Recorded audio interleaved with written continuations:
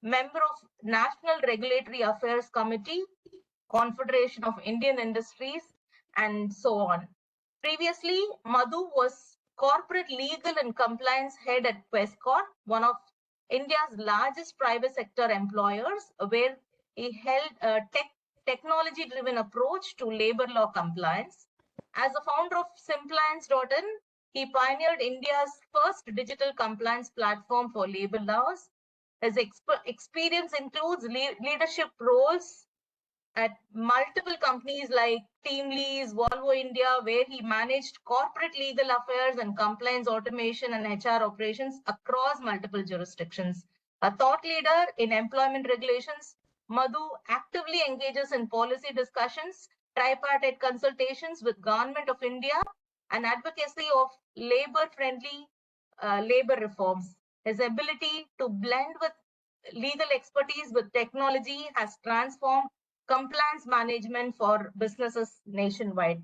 So honored to have Mr. Madhu here to deliver this wonderful session for us. All of us are eagerly waiting to hear from you, Mr. Madhu. It's all yours now. Please take it forward. Thank you, Shri, for such a gracious introduction. First of all, thank you for having me here. And when I knew the kind of response you have invited for this session, I was a little apprehensive. Hope I'll be able to fulfill the expectation. But the topic itself is so current, and then I know every one of you have their work will be impacted with this topic. So obviously the response is understandable. And so this is something we have been waiting for, whether we wanted it or not. And then while I speak, I'm trying to share my screen. Yeah, is my screen visible? Yes, sir. Yes, sir. Yes, screen visible. Super, 1 minute. Yeah, it's better to open it PowerPoint. Okay. Well, we're set now. Okay, so thanks for all of you on a Saturday morning spending time with me and with us at SICCI to understand what is the new labor codes about, what is that is changing, and what is that we all have to do as HR and IR professionals. And this is a great opportunity for many of us who have spent decades in this field, because when you are there at a cutover time, right, it is good for somebody who has known the past and then who will also be involved in the future. That's exactly the moment that we are in, right? And if you ask me, as Shri read out my CV, that yeah, I've been in this field for so long, and I've been waiting for something like this, right? If you look at some of the laws that's been subsumed into this thing, the earliest one is 1922 vintage, that is Trade Unions Act. Then 1935, which is Payment of Wages Act. Then you come down, there is only one single law that has been enacted in this millennium that is part of this change. That also more than a decade old, which is BOCW, right? So, and quite a bit of, a few of them are around independence, like your Minimum Wages Act, ESIC, EPF, etc. And then there are a few during that time, 1970s, a few of them were introduced, right? Beyond that, we were all hoping with 1991 reform, something good will happen from a labor regulations perspective also. But that way it has proved to be long. And then we are now into, let's say, 91 to now almost 40-45 years that we have waited for that. In fact, I have an interesting story when it comes to changes like this, paradigm shift, as you call it. My first job was with a plantation company in Cochin, which is which is owned by, which is FERA regulated company, right? And in 1991 when I was hired, it was to manage, because that company had to have approval to open a factory in a rubber estate, or if they have to invest another 1 crore more in any other their plantation, they needed approval from MRTPC, from Ministry of Industry, RBI, from FERA perspective and all that. And I was primarily hired to manage that. That was, I was selected in 1991, let's say around February, I got the letter. I was supposed to join them in June. And by the time I landed there, the Manmohan Singh plus Narasimha Rao thing has already come in. The first question my boss asked me is that, now that I hired you, I don't know what job will you do for me? Because that extent was the change. And he said, I don't need anybody to manage this now. And he showed me there were two big, you all remember that what we call, in most of us, I see the by names from South India, Chennai, the bureau that we call it. There are about 5-6 of them with all the files they've applied to get approval and all of that. And then he said, all of this I'm going to junk, and then probably the first job is to just go through all these files and then tell me whether anyone has to be retained, right? So that's the kind of moment that we are in, but it may not be to the extent that we all would have liked, in the sense that does it completely change everything? Probably not. But does it bring in enough new aspects, and therefore we need to be very studious about it to understand the whole impact of those conceptual changes? Yes, I think we need to be very diligent about it, and that's where the moment we are, and that's exactly what I tried to do in the presentations. And while the presentation by itself is very detailed, because the idea is to probably you get a carry away, which maybe not to the extent that you can come back and fully refer to it, but at least you have a material to refer, and then from there you can go deeper into the codes to understand further. So I may not dwell on many of these slides in depth, but please mark your questions, and in this question and session we can do it. And then if at all any question doesn't get answered, we will work with SICCI to probably circulate an FAQ about it. Right? So first of all, let me check. I'm audible to all of you. Sure. Sure. Okay. Yes, sir. Yes, sir, you are audible, sir. Thank you. And if at all I go down on this thing, please give me a Sir, heads up. audible. Thank you. Okay, so this is the first part of it. I deal with some of the concepts which is kind of change probably our understanding of a few concepts, conceptually the definitions, etc. We all know what they are, and then we will deal with them. And probably when I speak about them and code-wise impact there itself, I will speak. So we don't have to dwell on that when it comes to individual codes. I think this is general update that what we needed to do, modernize, simplify, and therefore why it was required that we needed these codes. The first major change for all of us is the wage definition, right?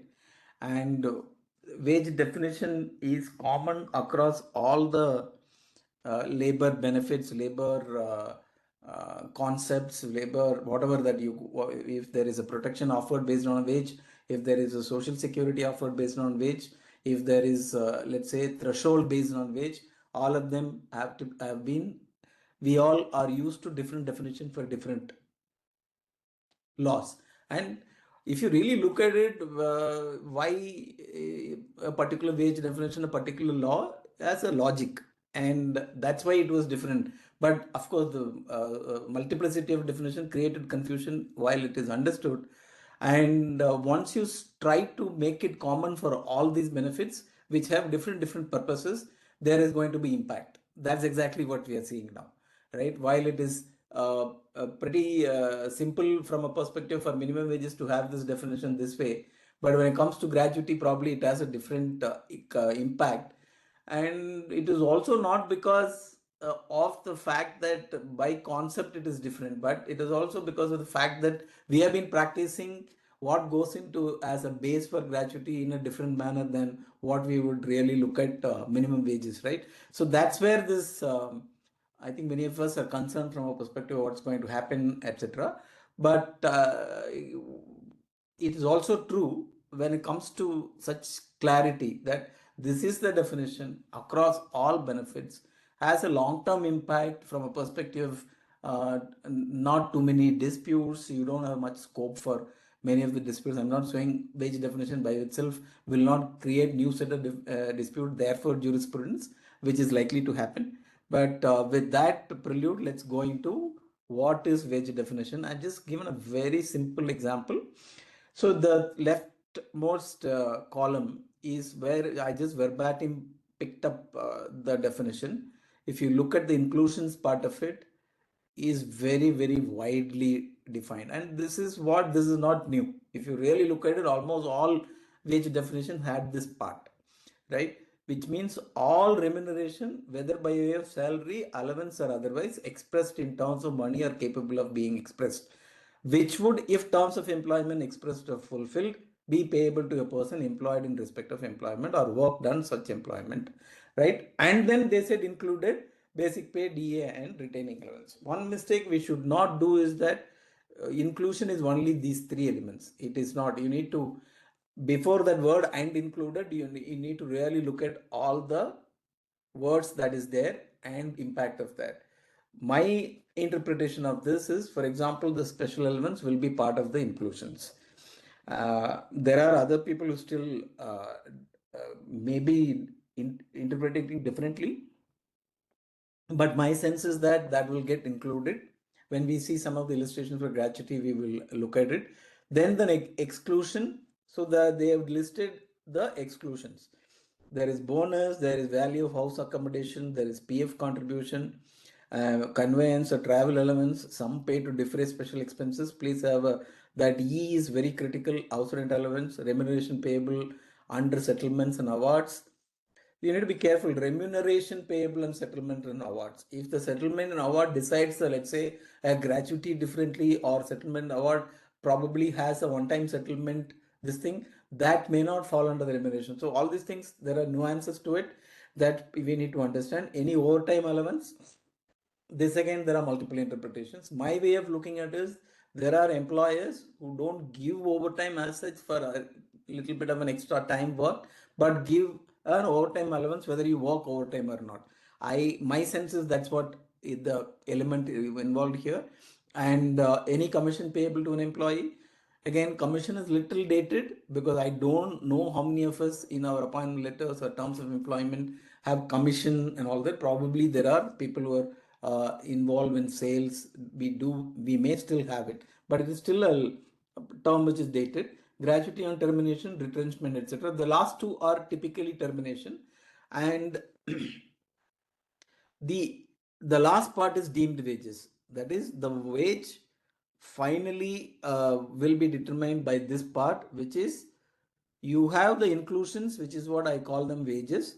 And if you look at exclusions, you will see the bold allowances, that is the allowances. And provided the calculation wage under this clause, if any payments made by the employer to employee under subclass A to I. So gratuity and retrenchment are not included. And a subclass A to I exceeds 1/2 of all the remuneration calculated under this class, right? So here, what is the where is the total? Your remuneration, which I mentioned there, is wages plus allowances. In this instance, it is 12. The scenario 1 is 12,423. What is 50% of it? 6212. Is there an excess of allowances over remuneration? No. So your final wages will remain your basic plus DA in this instance. Just go to the next column. All that I have done is just added 1,000 rupees more to HRA, another 1,000 rupees just added as a commission payable. It can be any other allowance, right? So just to give you an example how the thing might change. So now what you have is wages, that is the included part is 7,000, excluded part is 7,760. So what happens? Your final wages or the deemed wages become 7,380, which is nothing but the 50% of the total of 7,000 and 7,760. So there is an adding back to the final wages, which is 380. 380 is nothing but the excess of the 50%, right? So simply put, what is the impact of this? If your overall remuneration is 100 rupees, for all calculation when it comes to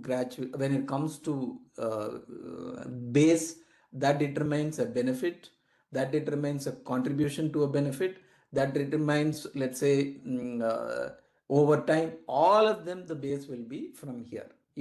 That's going to be the base. It takes a lot of things out of let's say complexity that was there in earlier this thing. Because for example in PF, finally it took almost March 2019 from 1952, so almost 48 plus 19, 67 years or 67 years for us to come to a conclusion of what is PF wages, right? So probably that kind of uncertainty is not created with this. It becomes much more clear. I am 100% sure there are going to be disputes on this. The authority is going to come and tell us, no, this is not how I see it. And we are going to say that, no, this is how I see it. Our union is going to interpret differently. We may have this thing. But I think it will be far more easier for anybody trying to resolve this, because I think the definition is a little more robust, and therefore it will be easier, is my sense of it. So how does it play out when it comes to Provident Fund? When it comes to Provident Fund, if you look at this thing, for example, you have where is your PF wages under the code? It is going to be only basic, because if right now what are we doing as per the Vivekananda, we have to include 9,000 because we are even including conveyance, we are even including any allowance paid to defer special expenses. So that is how we are calculating today. But when it comes to once the wages code come under, I'm actually projecting a saving of 910 rupees, 910 rupees.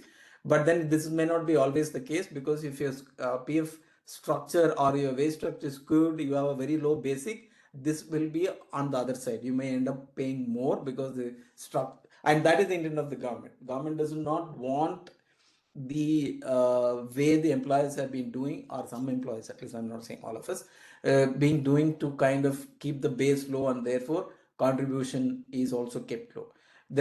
It's not only because the employer wanted to do it, it is also a fact that employees didn't want, for example, in a minimum wage, this kind of a scenario, what the 12,000, 13,000 salary, you take 1,170 out of his this thing only for contribution.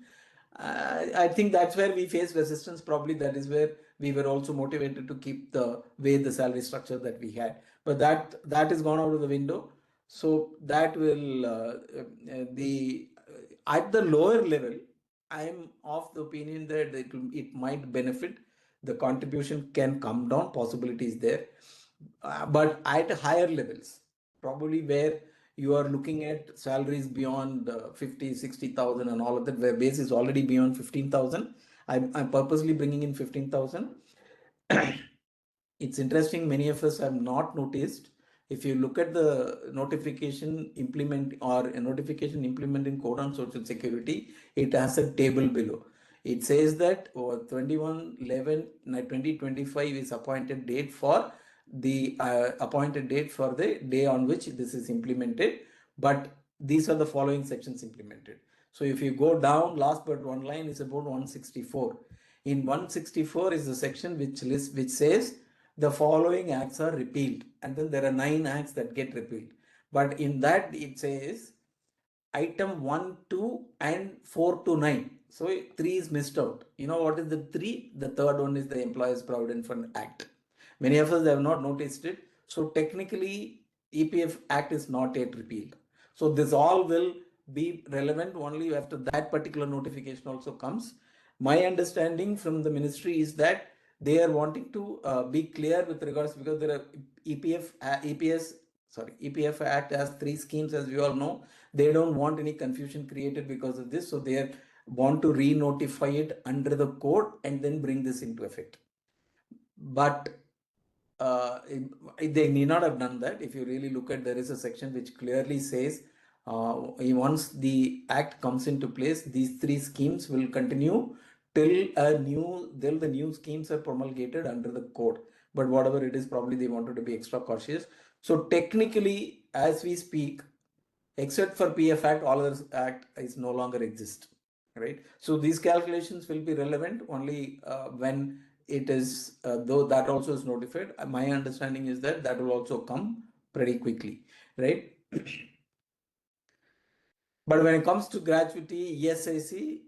My sense is I'll come to it. There is a specific slide I've just, for the transition, I kept it. We'll discuss that.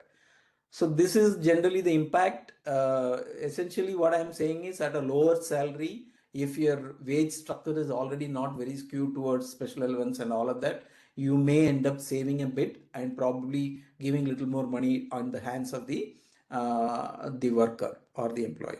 Similarly is the ESIC. ESIC has a interesting twist to it, is what how I will say, for the simple reason that till now we have taken ESIC gross wages as the as the base. Let's assume Madhu Damodaran is getting 24,000 rupees for his HRA. I mean 24,000 is the wages and 4,000 let's say is the HRA. What happens from now onwards? This 4,000 is not included. I'm assuming there is no huge skewed structure so that this deemed wages doesn't come into play. Suddenly what happens is I become coverable. It has its own implications. In one of our clients, we are doing a scenario analysis. They had about 900 people coverable under ESIC out of a population of 10,000 people. And suddenly what is happening is there are so many borderline salaries here, and HRA is impacting, and almost 2,500 additional people came into ESIC bracket. This is a very unique example. This may not be true all of you, but you really need to look at the borderline cases where it is going to impact, because it has multiple implications for us, right? There are companies which say whether you are ESIC or not, but I will include you in my GMC, that hospitalization cover. There are companies which say, okay, if you are covered under ESIC, I will not include you in this. So what are you going to do with these people who are suddenly coming into this? It is more than a legal or a statutory call. It is more than an HR call, right? How are you going to communicate to that person, boss? Since you are covered in ESIC, you will not be continued on the medical, or if you want to continue, it has to come from your side, right? And its impact these days, the medical insurance has become quite prohibitively expensive. So, but then yes, there is going to be a saving on ESIC contribution, and but then more people will come in. And in both PF and ESIC, the thresholds remain where they are. But let's be very clear, government is thinking very seriously about them also, and probably pretty soon that will also have will be a change in that. I have covered this gratuity.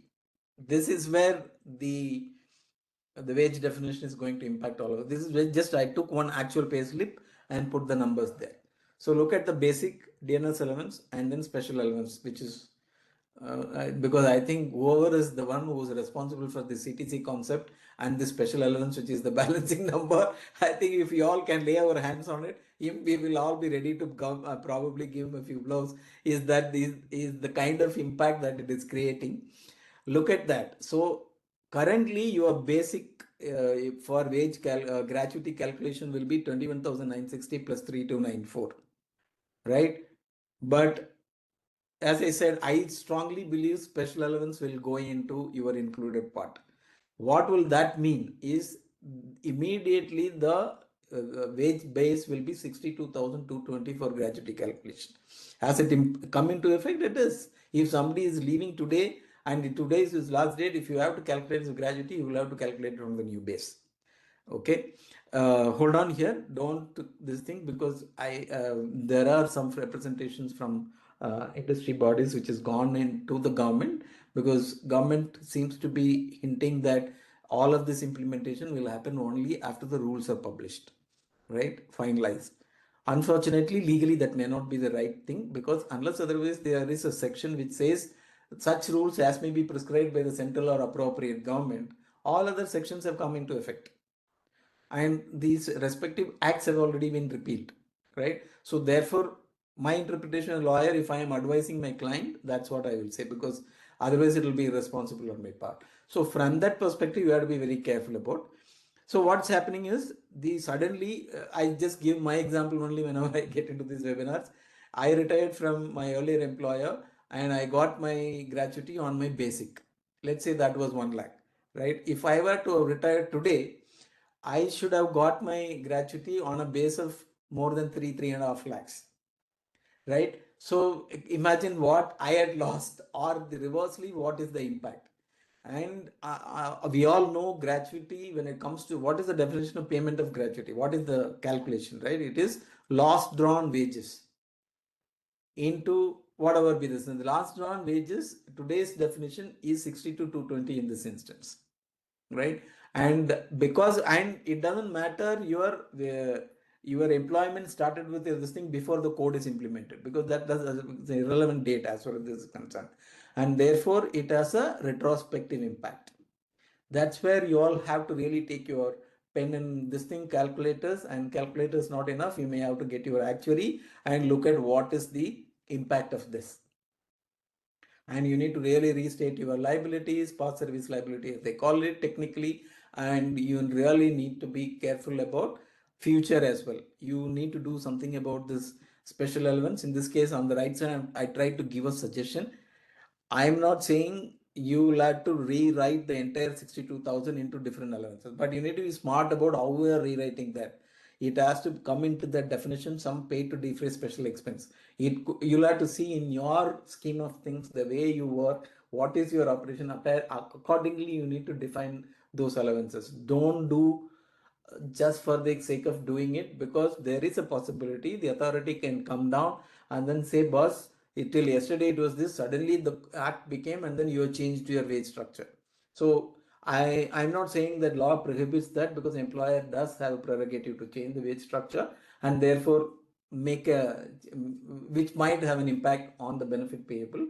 But if you do it routinely without really looking into it from a perspective, how does it really appropriately works for your situation, then courts might interpret it differently. So from that perspective, I will advise you caution how we are going to restate these components, and then how are you going to align this to the definition, which is that some paid to defray special expense, right?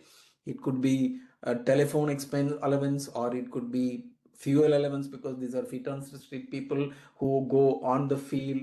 It could be somebody was asking me, can I give a work from home allowance? Because I ask my people to work from home for 3 days in a week, obviously, because it is definitely a special expense entailed, because you ask him to work from home, he needs broadband, he needs setup, probably you have a VPN connectivity which takes higher bandwidth. I don't see a problem, but it has to be aligned, is not all I'm saying. So if you do that in the same instance, you have an opportunity to create wage base for gratuity instead of 62,200 at 37,500. So this, you need to really look at your wage structures accordingly. I'm just kind of, these are the same thing, which is this. So that's as far as wage definition is concerned.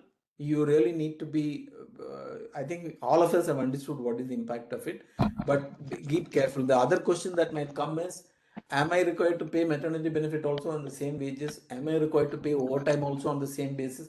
Or am I required to pay leave encashment also? I would say yes.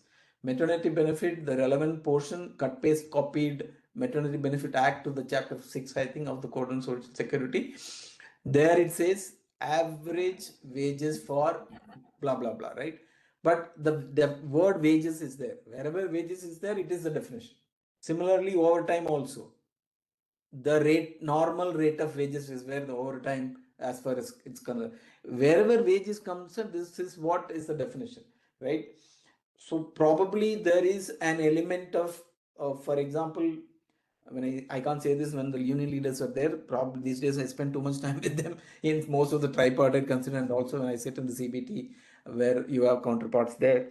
The one of the big problems that we have in overtime is that if you look at all the neighboring countries, we have a very interesting study on overtime. If you, I don't know how many of you have seen this economic survey for the last budget, very illustrating way they have discussed overtime, how it is prohibitively high in India from a twice the normal wage, because overtime additions are 1.5 maximum in our neighboring region. In some countries, up to a certain hours of overtime, it is once the one time this thing, right? But I think here is the opportunity. But I think you will have a problem. You have union settlements where overtime is defined and all of that. You need to be pretty careful about how do you take that up, right? With that, I'm moving on to the next conceptual change. Employee and worker. Employee is the universal set. Worker is within that. Who are the ones who are not workers? Are the ones who the one person employed in managerial or administrative capacity, and person employed in supervisory capacity drawing wages in excess of, when it comes to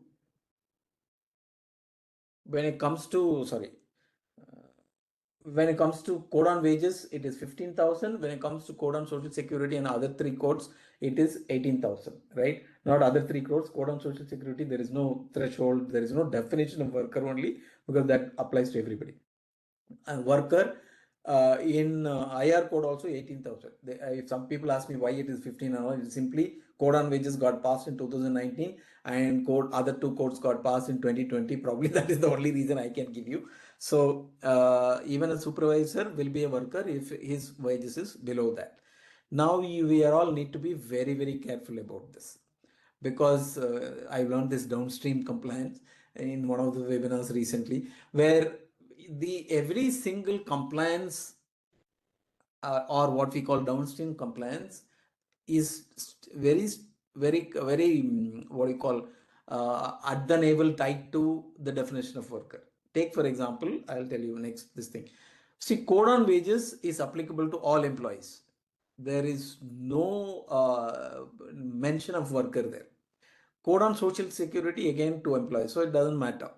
But when it comes to OSH code, few provisions like employees needs to be given a safe working environment. Other than that, everything is for workers. IR code,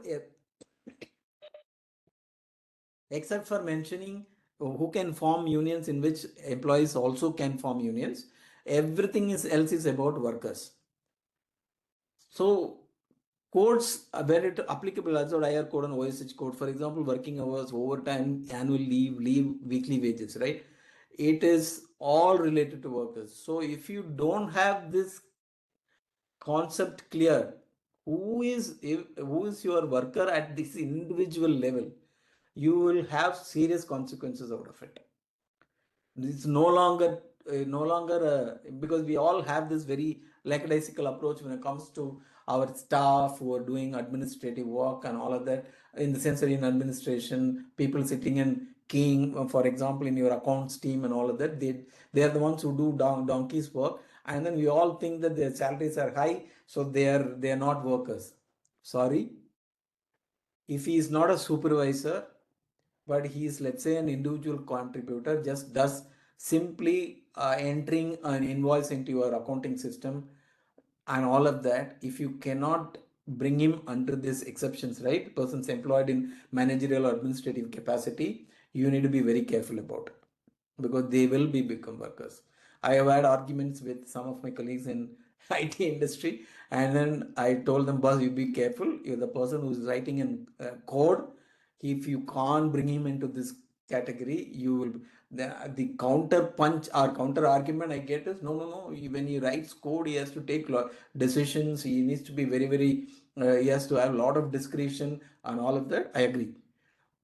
For example, one of the CHR of a large company where they have a huge business, which is also supported by a call center. So I said, ma'am, all your call center, it's very simple. All your agents are workers. He said, hold on, it's not true. The reason she gave me is the calls come in inbound and outbound. They do sales, and they are a travel company, so they have multiple packages for different kind of people. And when somebody calls in, he is given a bouquet of services or packages.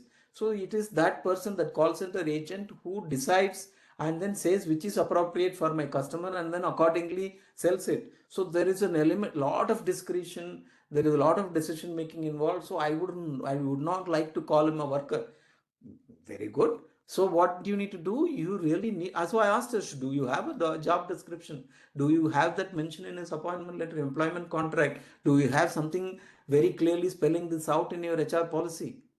So that you can defend yourself in the event of a dispute tomorrow and say that no, he is not a worker but an employee.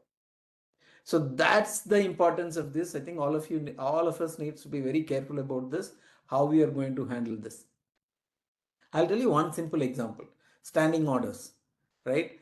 Till now, industrial employment standing order, we all probably rightly held that it is applicable only to manufacturing companies, unless otherwise states like Karnataka, Haryana, and Orissa and all of that, who by their Shops and Commercial Establishment Act made it applicable to even service and normal establishments other than factories.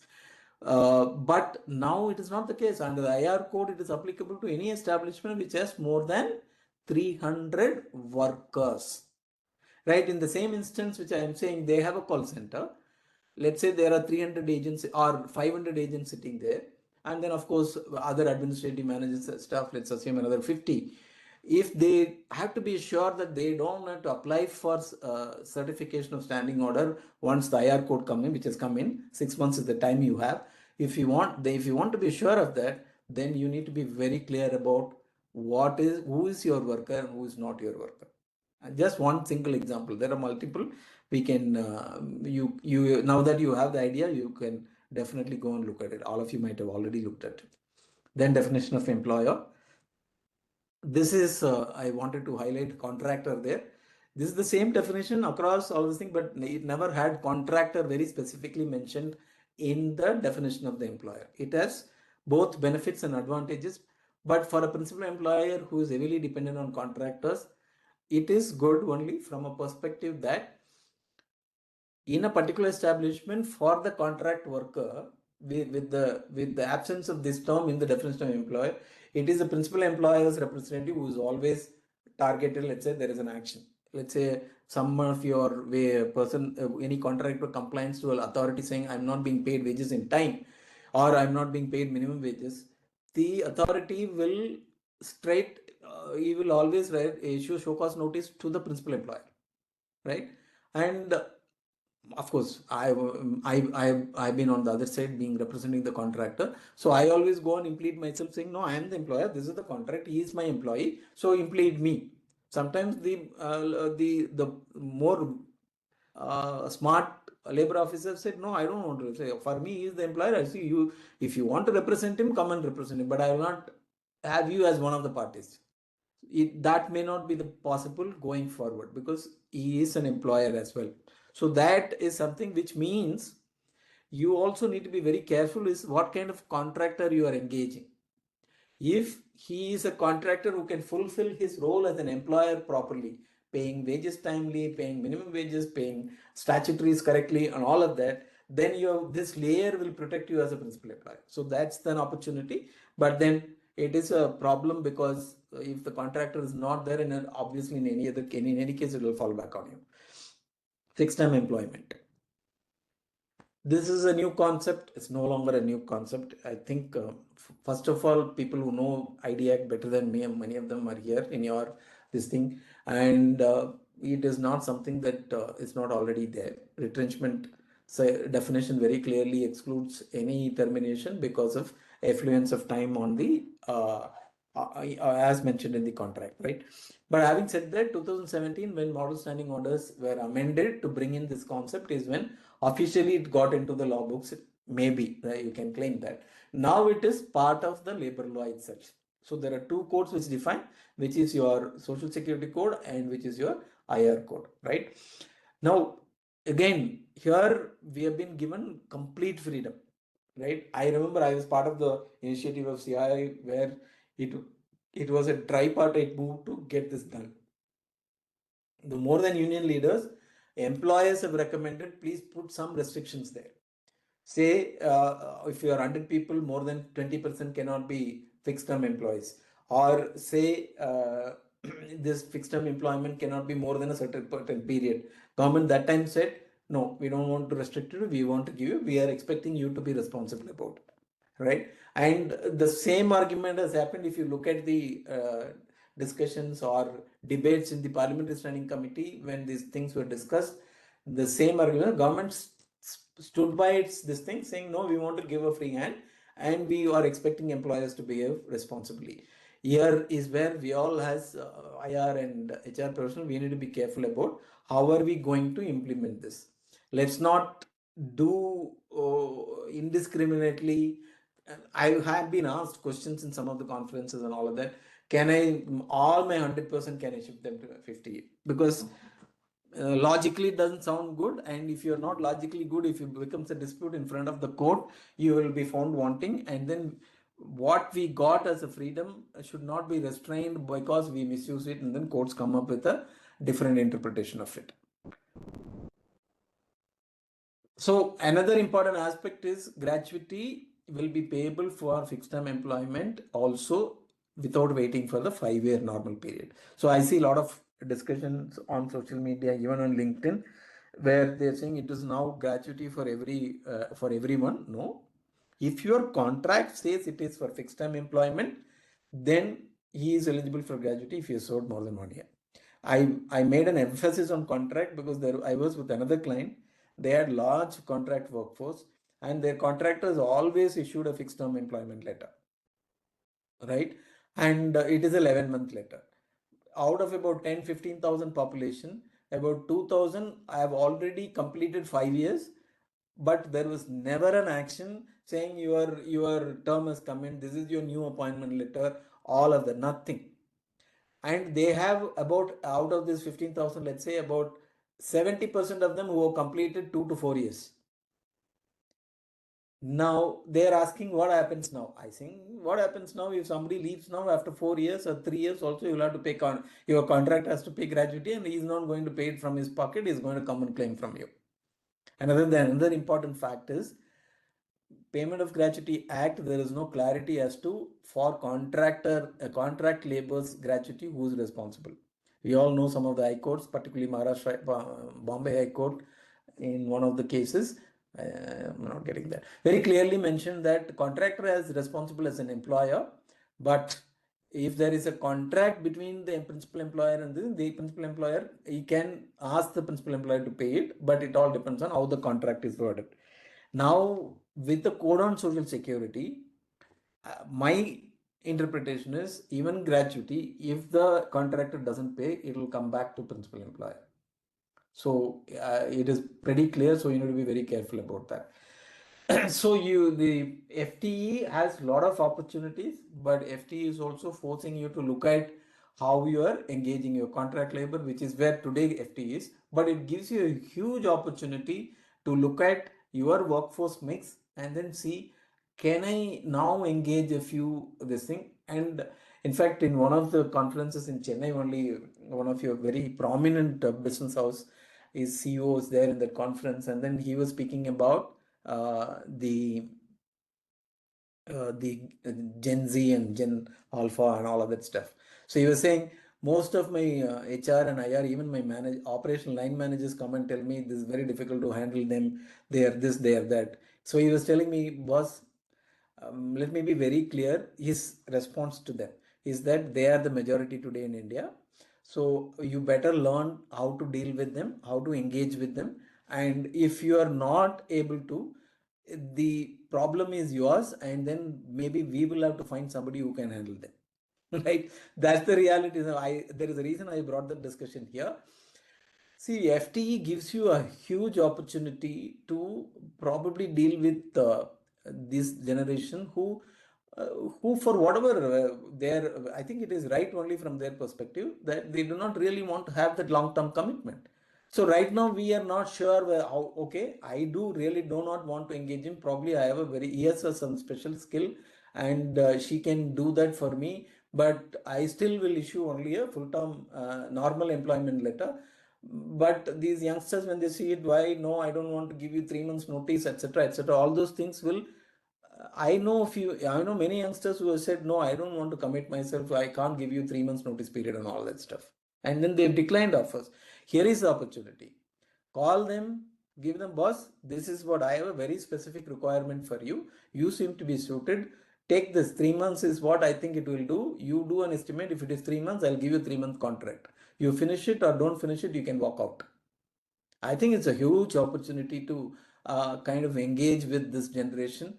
And and probably we should look at it from that perspective as well. I think I've covered this. Industry definition is a big change. We need to be very, very careful, and in combination with industry and the worker definition and the downstream compliances will have you this thing. There is no longer possible for us to argue. Even today, because of the Supreme Court decision which I have quoted there, it is not possible to argue even for a services company, even ITs, that I am not industry. Though we do believe that is the case, and then we do go and represent that way. And we are all from the region where Madras Tribunal has very clearly held in one of the prominent IT case, an IT supervisor is a worker, right? Of course, that case is in the High Court, but I am not sure whether that is going to be relevant at all because of this this now change, right? Industry definition fully in alignment with the Supreme Court's interpretation of what an industry should be, what an industry should be defined as, and it is wide. So you need to be very careful about because of that as well. And then the appropriate government, this is taken away what you call the lot of confusion. I don't know how many of you would have noticed Payment of Gratuities Act. A central government is appropriate government if you have establishment in more than one state, right? So for example, if you're a company into manufacturing, you have a factory, I'll give you an example of Karnataka, let's say in Karnataka, but you also have an office in Karnataka and you have multiple offices in other states. For the office side of things, which is an establishment, your appropriate government is the local state, is the central government. But for factories, it is the Karnataka government. Why I'm bringing Karnataka? Because last year they came with this compulsory insurance for gratuity, right?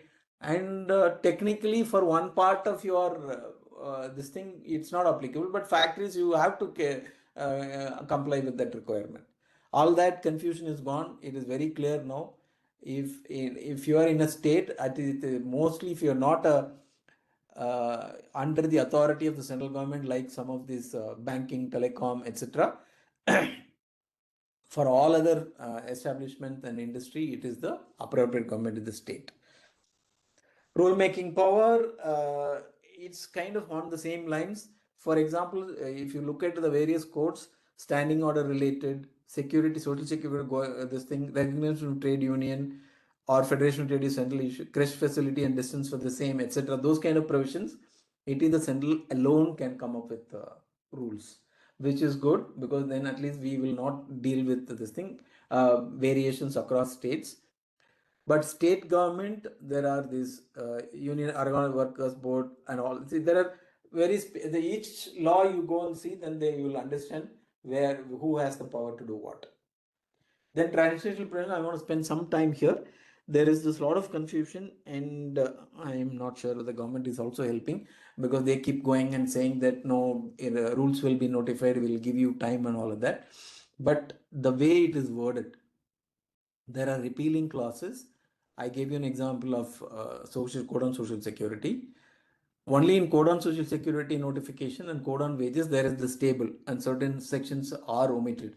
But in code on wages, it is only about earlier itself for constitution of central minimum wages, central minimum wages advisory board. Because they wanted a committee to be constituted and wanted that national floor wages discussed, and then they wanted to come up with it. They already notified that part of it. But that's why there is a table. But in Code on Social Security, they have very specifically carved out EPF and then kept it outside the implementation. But other two codes, it's simple sentence. First 21st November is the appointed day, right?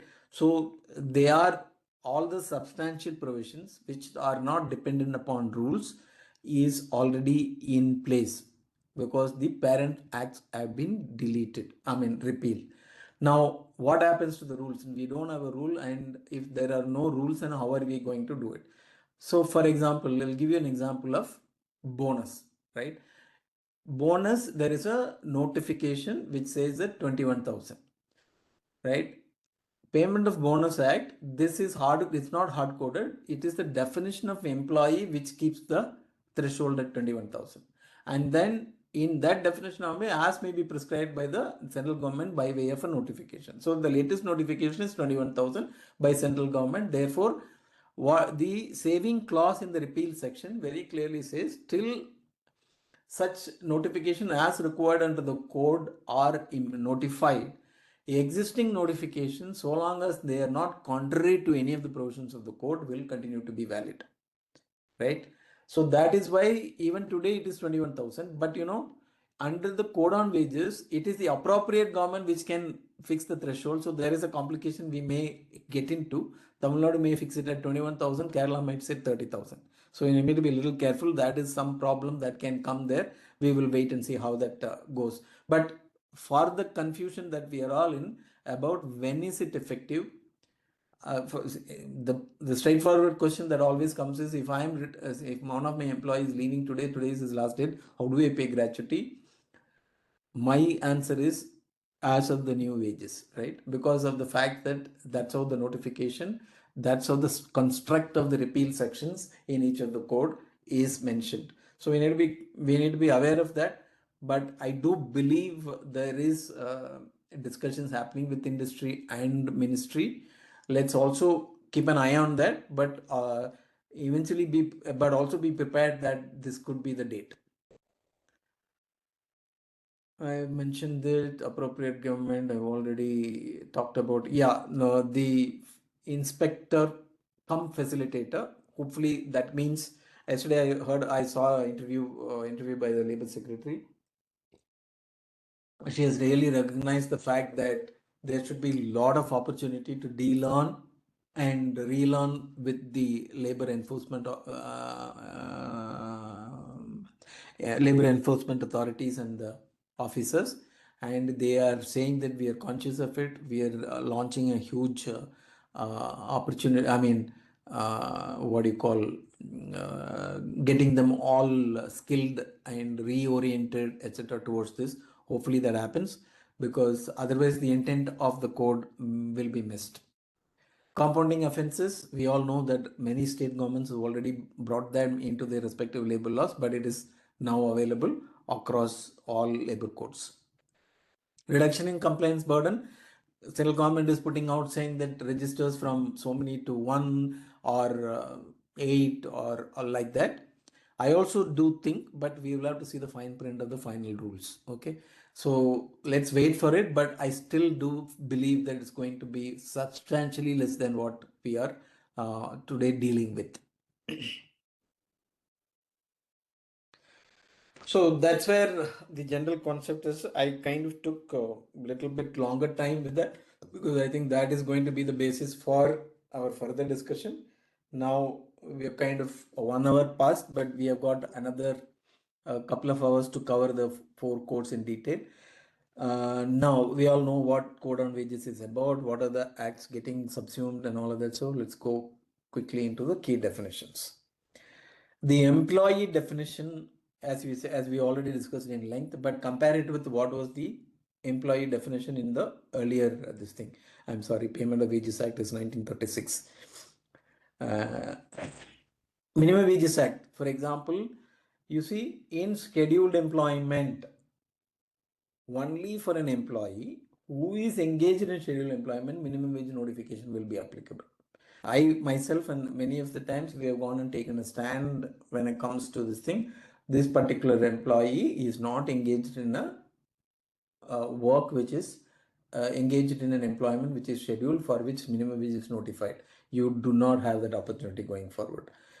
But there is a bit of a issue here. For example, the section 14 in the code on wages, in the chapter, the last section under the chapter minimum wages, starts with saying, for those employees for whom minimum wages is prescribed, overtime is payable, right? Now, code on wages, we already seen it applies only to all employees. It doesn't matter whether he's a worker or not. And then this section talks about overtime. Now, and then the government itself going around saying that there is no schedule, all employment, I have the right to fix minimum wages. So this section, code on wages, payment of overtime, doesn't apply to everyone. Does that mean Madhu Damodaran, being chief legal officer, works in the office and works for more than 8 hours, is he eligible to get overtime? It's a big question. We are all going to grapple with it. But at the same time, the OSH code, which talks about overtime, where number of working hours, is applicable only to workers. Right? I think we have a bit of a dichotomy there. We will all grapple with this when it finally gets implemented. But in some of the material that government is saying why it is favorable to employees, they clearly talk about code on wages and overtime for all employees. So we have an issue on hand there. We'll have to see how that's going to be working. But then I do have compatriots in the profession who are saying no, it is only when for those employment to whom the minimum wage is prescribed. Why are they saying that? If you look at the draft rules published by the central government for code on wages, there is a huge schedule which has about 300, 400 job descriptions for which the minimum wages can be fixed. So that argument where only minimum wages is notified for an employment overtime, that particular overtime provision will be applicable, validity there. So let's wait for finally how the rules come and then start interpreting. But that's the difference between what is the earlier definition of employee vis-a-vis minimum wages and the current code on wages. I think you need to be clear about. Payment of Bonus Act, as I said, the salary 21,000 is hard coded into the definition of employee, but now in the payment of wages chapter, it is giving that threshold fixation to the appropriate government. Now, ER Act, it just says worker means any worker in any establishment, and Payment of Wages Act doesn't talk about employee at all. It talks about persons employed, right? So you need to that's the difference now, and so accordingly now we need to be careful about. So what is the implication? I talked about minimum wages already. Payment of wages code applicable to all. I was at a convention or a conference of unions of domestic workers in Delhi. There's a national forum, so they wanted me to come and give a perspective of normal employers, not the employer. I'm also an employer when it comes to engaging a domestic worker. We all are. So what happens to them? Do they become employees? So there is this definition of establishment where an industry or an occupation is carried on. Right? I'm kind of stretching this a little too much, but I'm saying when a domestic work comes and does work for you, isn't she carrying on an occupation? I'm just leaving it here. You understand the implication there.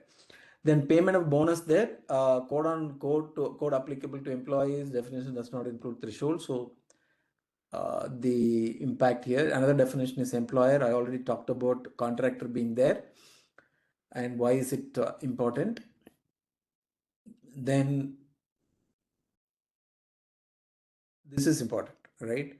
There is a rule 55 in central code on wages rules, which is replicated in all drafts I have seen in all states, is that the principal employer should ensure he is paying the contractor. Therefore, contractor can fulfill his responsibility under code on wages, probably also with regards to timely payment of wages, which means you are by law bound to pay your contractors in time so that your contract labor get their salaries on 7th or before 7th, which is, if you ask me, isn't it already there? Section 21 of CLRA, yes, it does say that, but it's very, very specific. But only thing is it comes in the rules.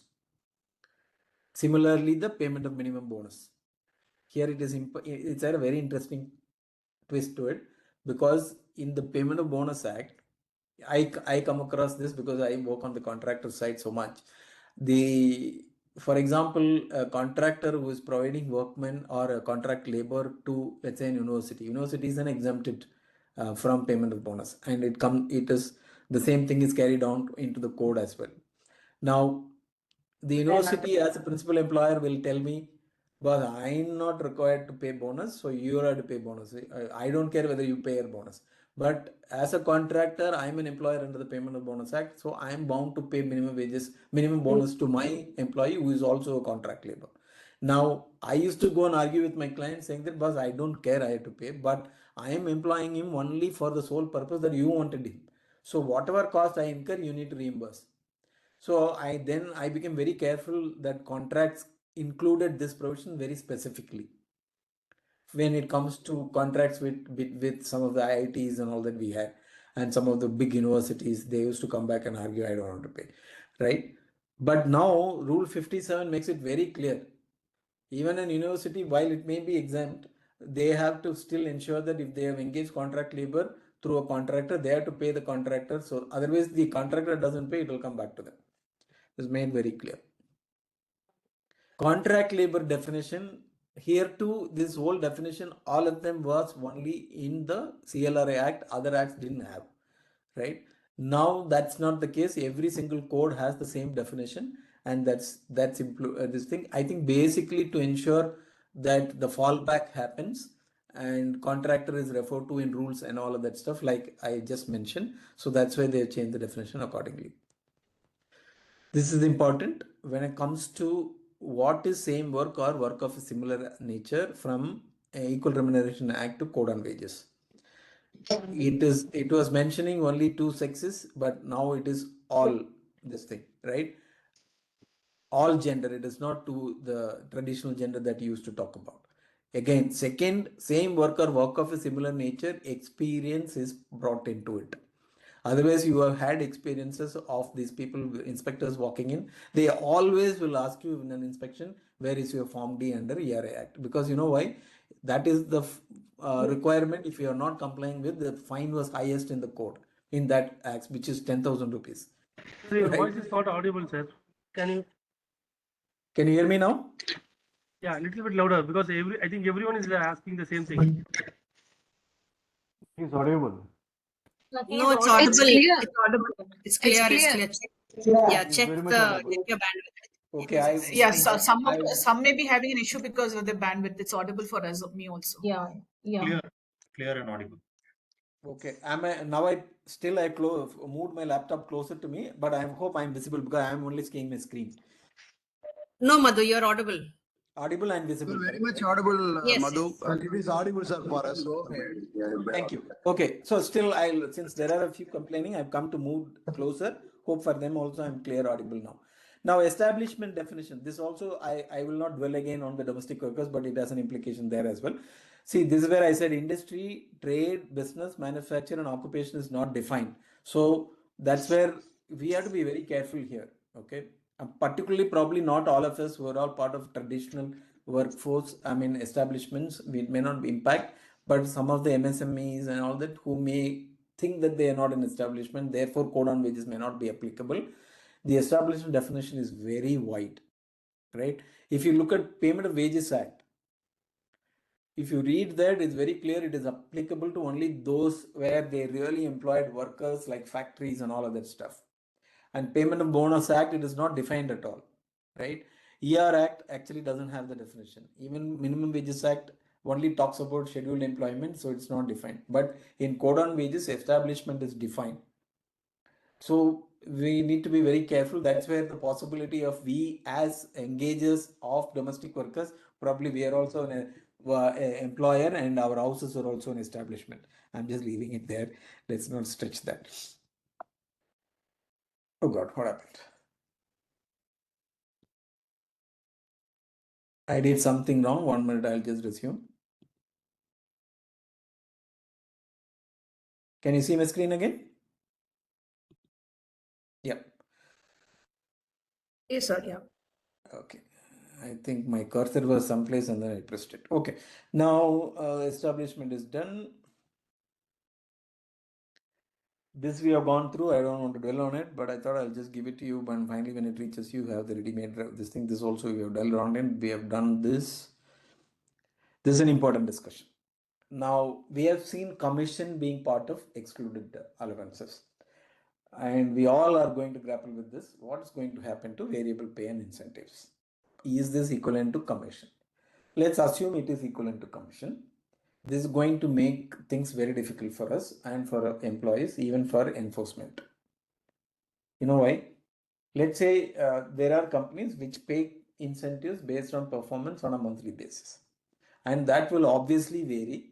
And if this is going to impact your deemed wages and your base for calculation of PF, your base for calculation of SICCI, everything will be varying month on month. So that's going to give us a headache, and I don't think intent of the government is also the same. Right now, how are we going to overcome this? Is see, even let's say we say, okay, we take a strict implementation, commission is equivalent to variable pay or incentive, and then I'm going to vary this every month. Your PF guy will not understand. And today they have a mechanism at the back end to compare last month to this month wages. They will also, their tool will throw up variations every month, and they will come and start asking you what is happening, right? And gratuity, for example, if the employee were to retire on a month where he has made huge incentive, imagine the gratuity calculation base will be totally different. So these are things that is going to be complicating us. This is simply my interpretation. You really need to be very careful about this.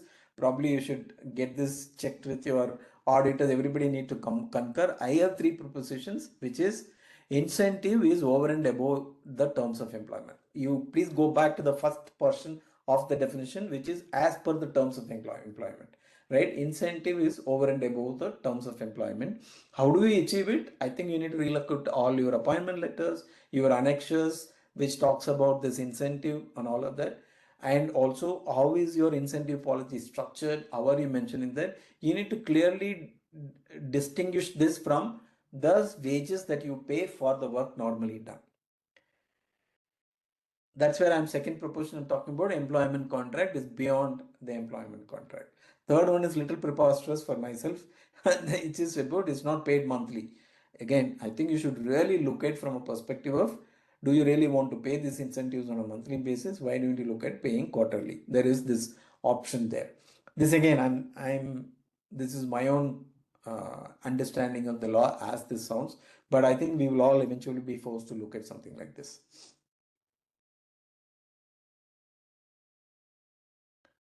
And when it comes to VC, we saw the definition of what is the same work and this thing, where we saw this thing, and from an ERA perspective, Equal Remuneration Act, or what is called an equal opportunity perspective, the earlier one was about only wages. But if you really read that section 3, which is the only section which talks about this in the new code, is no discrimination in 3 aspects: in wages, in recruitment, right?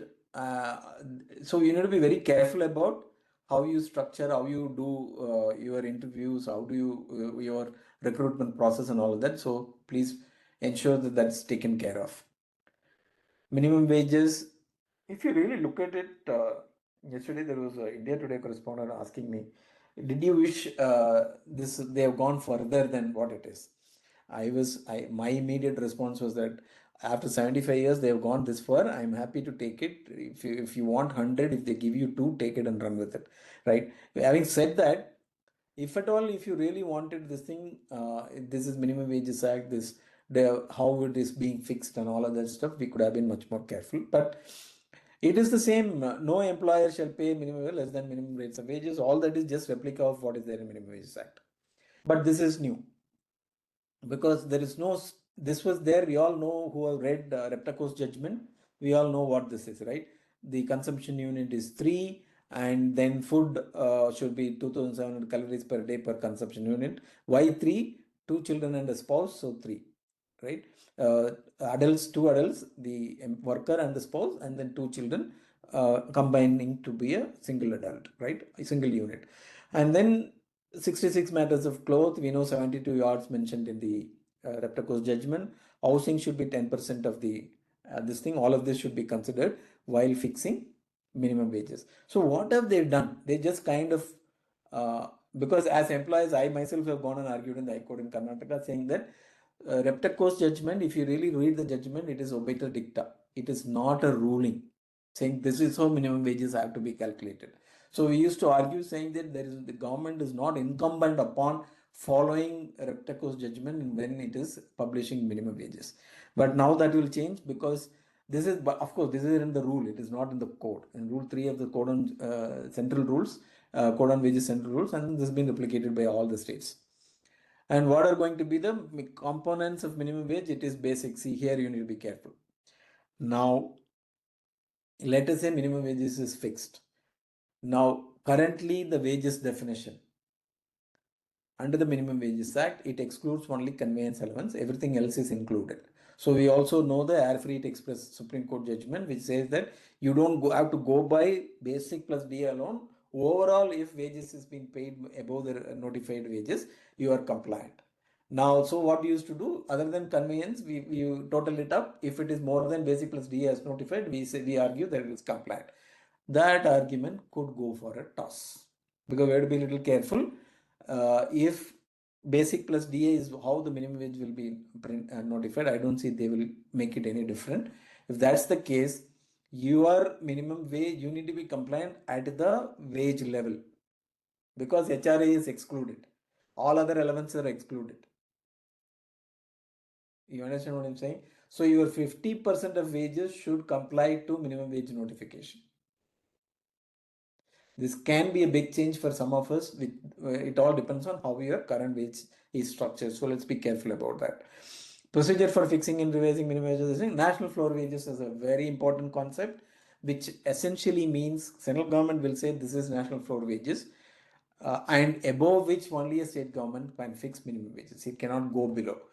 People have been arguing, isn't it counterproductive, because central can fix it very high and therefore all states will be forced to come up with this thing. But I am generally, many experts do align with me. I'm not calling myself an expert, but I'm thinking there are quite a few who do align with me, is that if the center were to come up with a number, generally the tendency for the state governments to go really rogue with it, like some of the states have done.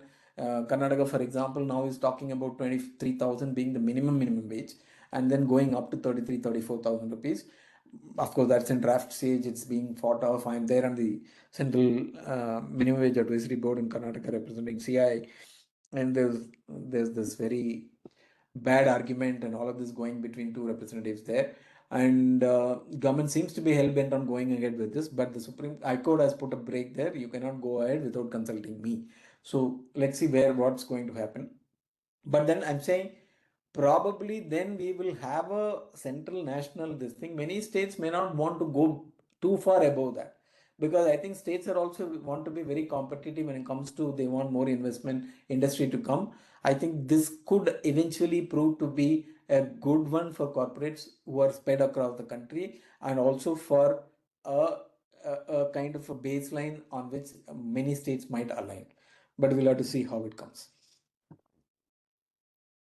The part-time work is a big problem under the current this thing. For example, Karnataka under Rule 26, the minimum wage rule says that if somebody has worked for more than 4 hours, then it is assumed that he's worked for a full day, and then you have to pay him full wages. Except for Maharashtra, which has a very specific part in its notification, which says that if somebody is working only for a few hours in a day, then you can prorate the minimum wages, but you'll have to pay 10% extra, which is a very fair thing to do. And because it is so a little bit complicated when it comes to minimum wages vis-a-vis the part-time work, I have seen corporates being little reluctant to engage students and all of this stuff. Some of the big brands, for example, in my earlier employment, worked with contract staffing companies to create some imaginative solutions, but they have introduced this only in states that allowed this very clearly, that you can prorate. See, there is a section in Minimum Wages Act, section 16, I think, which says that it's the same thing. Unless otherwise, the employee says that he is not able to work full time, you cannot, you have to consider, even if 1 hour is supposed to be a full day's work. So we used to create in the appointment letter or get a declaration. For example, some of these retail stores, you were willing to hire women for, let's say, from 3 to 7, right? That's the peak hour for their retail walk-ins, or let's say 6 to 8, because that's when the retail stores cash is full. They need to open up more cash registers and all of that. But then they had this fear of, even if they come for 2 hours, I'll have to pay him full wages. So we used to structure it in such a way that we get a declaration. I am so and so, I'm studying, so I cannot come full time. So I'm okay for being paid or engaged only for a couple of hours in a day. I think this might get a little more clear, is what my opinion is, but we'll have to see. Hours of work, again, Hours of work is more from a minimum wages perspective, is how the rule 67 also is talking about.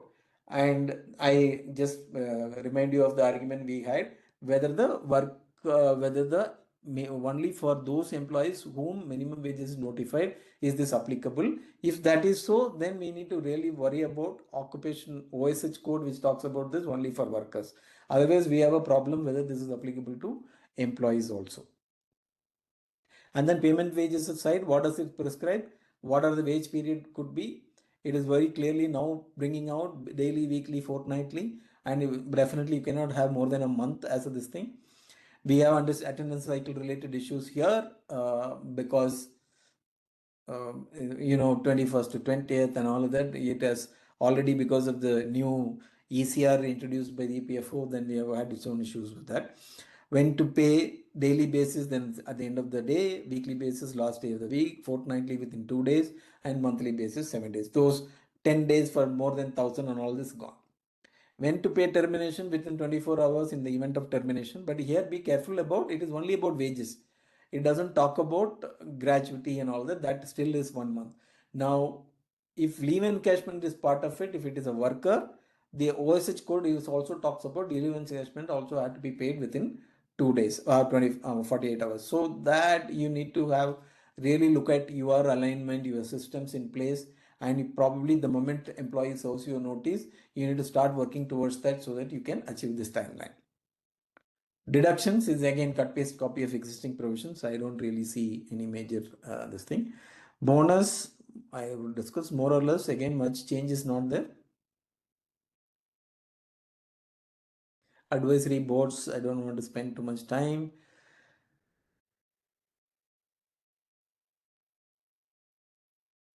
Claims, there's all same actually. It's not that. Only thing is that in claims, I think it is section 53. I'm mentioning it about sometime later. If not, also I think I'll finish it off here.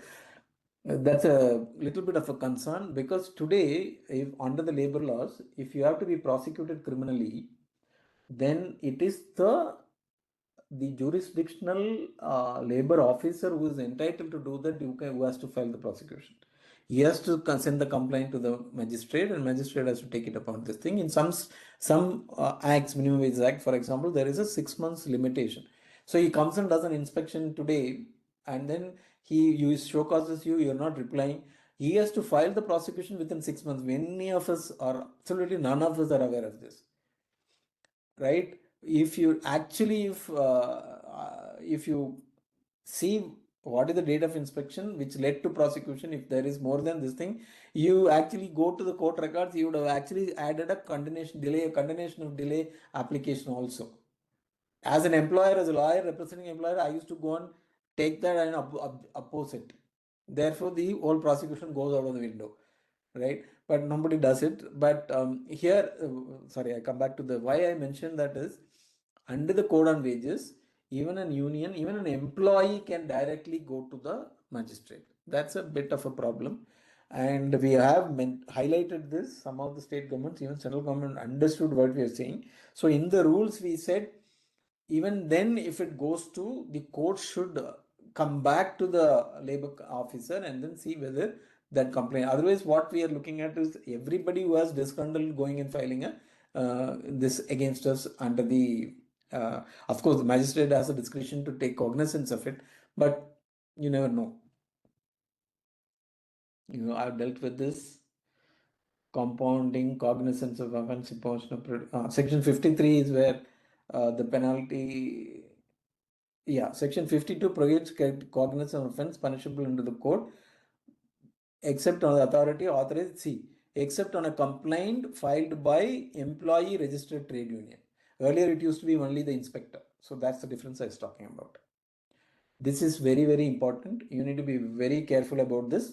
Is that minimum fine is 5,000. Sorry, I said so it's no longer 500, 600 rupees. Cost of non-compliance is going to be very high. While most of the cases is decriminalized, there are still provisions which can lead to imprisonment. This opportunity to rectify, even today it is there from a perspective, he has to show cause you, but then it is very clearly mentioned that he needs to come and explain to you there is this, he needs to give you an opportunity to comply. Let's say minimum wages is delayed. So he has to give you an opportunity to comply and then in a written direction and allow time for rectification. If you don't do that only, he can prosecute you. So that is something that's very hard coded into the law. I think it should help us. I discussed repeal. For example, the repeal section in Code on Wages talks about these section 66 section these acts will be repealed, right? And also I said no, notification and nomination appointments which are not in contrary will continue. So the section 1.3 is where is the section using they have implemented, right? So it says appointed date is 21st November and read with this the section 67, these laws are no longer in existence. That's why I'm saying your wages definitions already come into place. So this is the first part of this thing. Shri, we should give a quick bio break about 5 minutes or we can continue. I don't mind continuing. I'll just have to go off screen and bring the other presentation.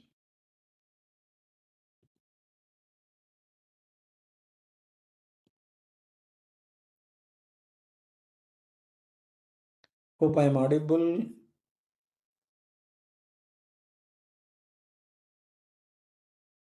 You're audible, sir. Thank you. And you're not responding, I thought, 1 minute, I'll just open Yeah, the... yeah, Mr. Madhu, we can have a short break. Yeah. Yeah. But let it be very short because I also want to come back Yeah. in 5 minutes, so 11:35. Okay. Yes, that will help. Because we want to give you enough time for questions and all of that, but at the same time, I don't want to rush it also too much. Yeah. Sure. Thank you so much. Thanks. 2 minutes. Miss Rani, hello. Yeah. Please tell me. Miss Rani, just one question. See, the deduction and the detail, this presentation is very good for the understanding of the our employees, right? From employee side. Right. But is it possible that you can share the presentation with us? It will be difficult because it is somebody's property, right? Like we will check and then we will definitely get back to you. And for the benefit of everyone here, this comes as a part of the national conference which SICCI is hosting on 13th of December. We have already shared the details of the conference with all of you. We motivate all of you to please join us in the conference. We are exploring possibilities of having an exclusive hub for labor codes where we can address all your queries, and we have also given options to you to raise your queries. We will see how to address all your queries in the conference. So we will try and make best use of the whole day that is available with us on 13th of December, this being a hot topic. So I request all of you to please enroll for our conference on 13th December and please do participate. And meanwhile, we will also figure out how we can share this deck with all of you. We will explore the possibilities of doing it. Hello, madam. Who is the speaker? Hello, madam. Hello. Yeah, please tell me. Yeah, madam. I have one question.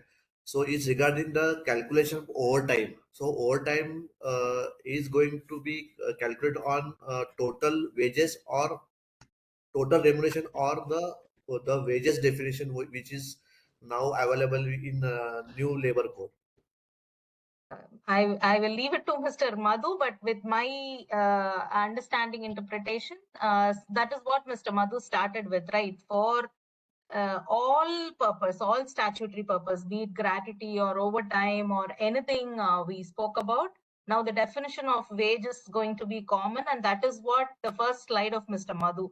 He spoke about certain inclusions and certain exclusions, and for the purpose of overtime, to answer your question in crisp, it's no more just the basic what we have been doing all these days. It's now the definition that is defined in Code on Wages. No, sir. No, madam. I have not understood. It is now on wages, which is on inclusion part, or it is on total wages. So that's what I was trying to tell. Mr. Madhu was showing a slide, right? The first slide. So we will wait for him because it would not be so professional for me to address when we have a faculty who is a subject matter expert handling this.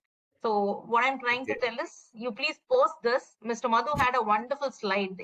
The session started with a wonderful slide that has the answer to your question. So please post your question. We will request Mr. Madhu to repeat that explanation once again for the benefit of all of us. Okay. Please show that slide again. Sure.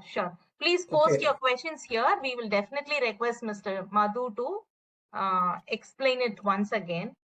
And here we have the poster of our National ER conference, which is happening on 13th December at Hotel Feathers. We encourage all of you to be part of this session. We will definitely take all your questions and see how we can address all your queries in the session. We are planning to have exclusive hub in that conference. So please nominate and register and be available with us in the session. We will try and address all your queries there. Is it possible for this conference to go online? I may not be able to travel. No, this is as of now an offline session that's happening in Chennai, but we'll explore possibilities of repeating these sessions online for the benefit of the participants who are not able to attend. We will explore the possibilities. Thanks.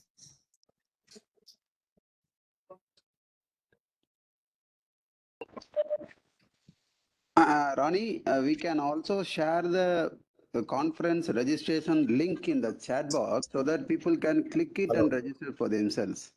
Yeah, sure. We can do that. Okay. Saranya, can you please post the link of a conference here in the chat box, Saranya? Sure, ma'am. Sure.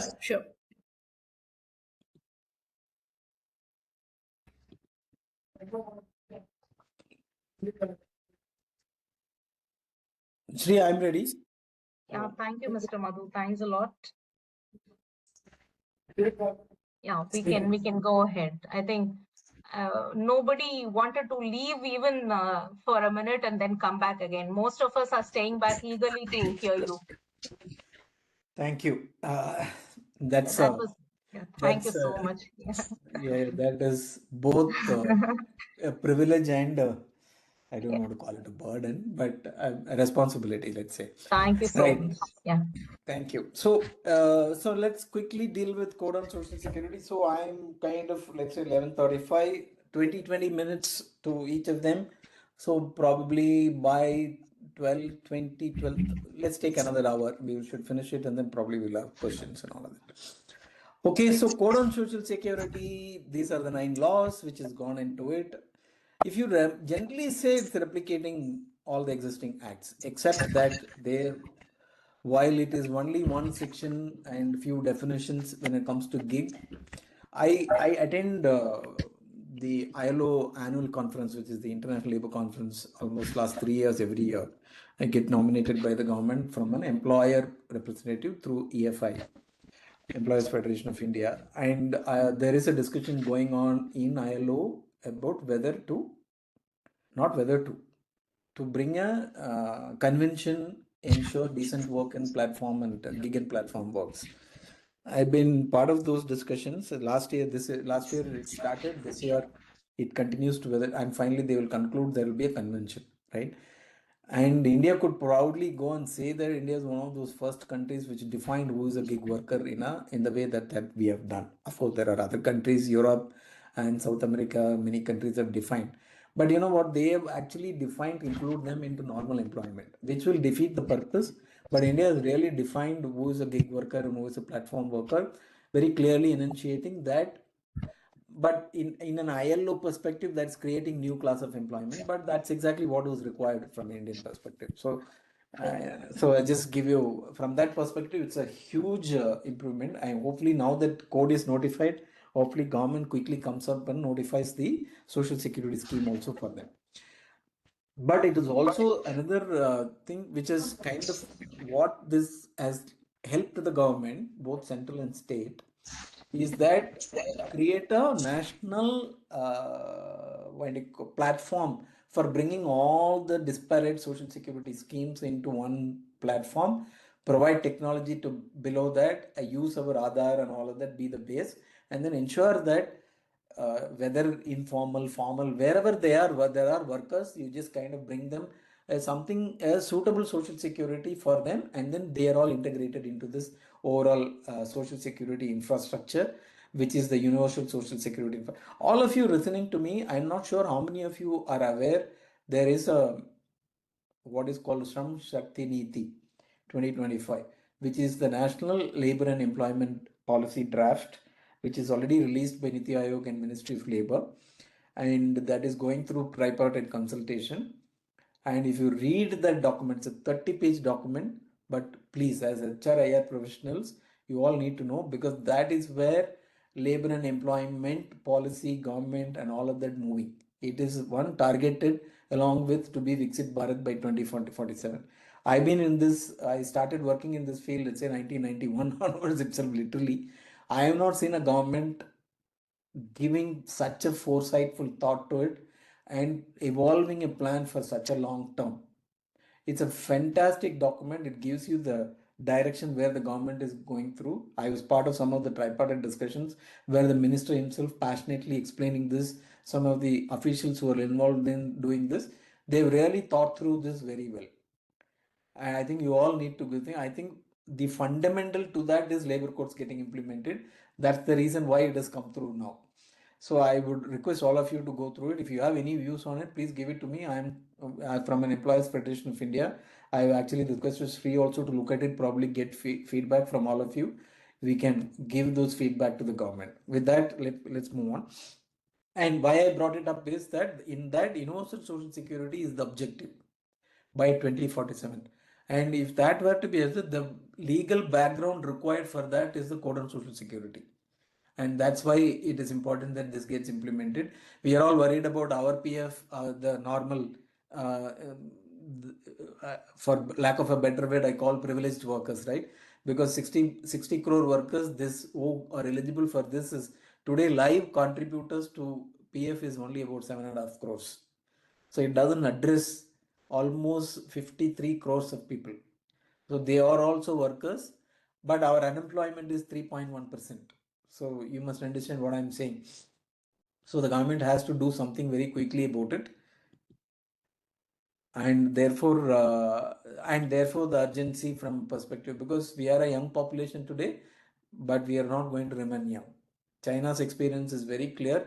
They thought they will age at a particular point in time, but they realized they're aging much too soon. And there is no reason why it should not happen to us. And then we can't have this 60 crores of today go and stand in front of the government, please take care of me when I'm old. That will be a huge burden, and we will not have enough tax base at that point in time to ensure that burden can be carried on by the government. So it has to be financed and funded now. So that's why it's very important. So let me get back to this. So preliminary definition, as I said, there is really not much difference, into what is already available into the code. So I'm going to kind of really go flying through these codes. Wherever it is important, I will mention that. Even thresholds have not changed, but being inside, sitting in CBT, I know there is a serious discussion happening. Should the threshold come down to 10 when it comes to EPF? ESIC, they already said in hazardous establishment or hazardous factory, even if you have one employee, you are coverable under the ESIC Act. I don't know how many of you have seen ESIC has already started sending text to the employers saying that because the definition of nominees, dependents have changed. And they are saying, please add them to your dependents in your Paychan card and all of that. I think many of you as employers would have already got it. Employers compensation, there is not much change. Again, wages definition, that 15,000, which is now the base, will continue. But wages definition to be considered for this will be the new wages definition. Okay, so to be aware of that. BOCW has already come under this. So you have social security for unorganized workers. That's where government has the code on wages. Social security has defined who is an unorganized sector, what is an unorganized sector, who is an unorganized worker, who is gig worker, who is all of them has been defined. There is a definition called wage worker. Wage worker, some of us in manufacturing, we will have these daily wages who come and go. We don't include them for PF. but then they are also included as wage worker, and then there will be a different scheme coming up for them. We cannot exclude even a single person who, if he is part of that 96.9%, if 3.7%, 3.9% is the unemployment rate, is employed, they should be making some contribution towards social security. So therefore, after working life, they have something to look for. That's the effort, right? Employment information and monitoring. This is your Employment Exchanges Act requirement. That's also coming to a separate this thing. Your thresholds, as I already said, didn't really change much. It's all the same. Employer definition, I've already discussed this. But then here, because it is under the code, see here, gratuity employer definition doesn't have contractor there. That is the reason why you have this problem of, if contractor is not paying gratuity, can he reclaim this from the principal employer, from his client? All those things, but EPF and all of that, you have this intermediary and all of that stuff, so it is all taken care of. Contract labor, here again, definition is included here. I will deal with contract labor when we get into OSH code. This proviso 1, which is about EPF threshold and all of that, that's why it doesn't change. 15K remains as is, and we will have to wait and see. And I'll tell you, there is again serious discussion going on because this threshold needs to be increased. There's an interesting problem there for the government. Okay, in 2014, they brought in 15,000 and they ensured that somebody who comes into the workforce after 15,000 is not joining EPS. That's because EPS is not meant for people who are earning higher wages. It is essentially designed for people at that level, and that's why the pension you get there is limited to around 3,000-4,000 rupees, right? And we all know what has happened to that pension on higher wages because of this. I don't want to get in there. But the reason that was done is EPS otherwise will not become sustainable. Now the government is thinking, now that there is a clamor that so many people are being excluded from EPS, there is no pension provision for people who are joining now above 15,000 salary. But should the government do it or not do it is the big question, right? Because if they do it, the moment the EPS calculation base goes above to 30,000, let's say that's the number being discussed, your minimum pension will also go out.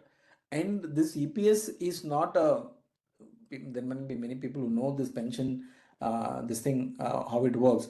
In pension there is this DC, defined contribution and defined benefit schemes, right? Gratuity is a defined benefit scheme. That is, the benefit is defined. There is no this thing about what contribution, doesn't matter. The government pension is one such but that has been changed, right? That is also linked to contribution. But in EPS, it is both defined contribution and defined benefit. It's very, very unsustainable from a typical pension and actuarial calculation perspective. You cannot do that. You take only 8.33 from the employee, but then you are promising him a certain pension, which is currently is last round wages into number of this thing divided by 70, right? That will not be sustainable if suddenly the base becomes 30,000. So the government is in a dilemma what to do, and they do not want to create something and then get into the same problem as they got into with the higher pension on higher wages. So that is one reason why the threshold would have gone up by now. Establishment definition, again, it's not again this common definition across this thing, and therefore the implication is it could apply to everybody. We need to see how that turns out. Fixed term employment we discussed. Interstate migrant worker, the current definition is somebody who comes through a contractor where the contractor has promised him in his home state that he will get him a job in his destination state. All this has to be fulfilled for somebody to be interstate migrant workers. The new definition doesn't talk about all of that. Whether you directly or indirectly in one state for employment in another state. Now, we may have to, there could be interpretational problems here. One good thing is that there is a cap of 18,000 rupees, so it may not be a huge problem. But through your contractor, if you hire, you need to really look at how it's going to. So recruited directly or indirectly in one state. So Madhu Damodaran, while my place of birth is in Kerala, so in Bangalore where I'm working is am I ISW now is a question that, but I'm not directly recruited by me, directly or indirectly recruited in my state. I came to this state and then I asked for my employment. So I think there is this is still that because in earlier this thing I have argued for a construction company client because his inspector came in BOCW and then, I mean, they said all the workers are migrant workers, you have not taken ISMW license. We went and argued, this person came, he came to my side and asked for employment and I gave it to him. I didn't go to his state and bring him. Therefore, essentially, I didn't fulfill the definition. It went up to High Court. High Court is this thing. Unfortunately, that's not a reported decision. It agreed, right? So, I think the same confusion will continue. It is not really a consequential definition, is what I think. Aggregated definition. This is again for the first time anywhere in the world, I would say. This is important. If any of you thinking that I will convert my workforce into gig and all of that, please be careful. You need to be an aggregator and there needs to be a platform. If that is not the case, then simply because you have got a contract which says that he is a gig and all of that is not enough. And therefore you have to pay contribution only up to 1 to 2% of your turnover. It doesn't work. Be careful about it. But it doesn't mean that you cannot probably convert a portion of your business or get into a business which uses platform, which uses technology to deliver your services or deliver your goods, and then you can become a platform. And if that is genuinely a gig work platform or an aggregator, and therefore you genuinely employ a gig, and you have to pay contribution accordingly as per the new social security scheme that will come for the gig and platform workers. But all that I'm saying is be careful. Don't make it a fad and then say, no, I've converted all of them. They're all gigs, so I will not pay 24% PF. No, sorry. What is platform work? I told you what is gig. Everything is different. Home-based worker. Again, then say home-based worker is OBD and all of that stuff. Take care of self-employed workers. See, now this is important, right? There are. That's why where are these 60 crores and then you are saying only 3.7% unemployment, whether you believe government statistics or not, but it is coming every survey that government is releasing, it is all borne out. Of course, they take a different methodology to consider who is employed or not, but even then most of them are self-employed worker, right? And they also need to be considered from a perspective, how do we provide them? There should be a machinery platform where they're able to save for their future, or they're able to save for their day when they get into an accident probably related to their work, and then they take care of themselves, right? So that's the enabler. The code on social security is wage worker I was talking about, unorganized worker.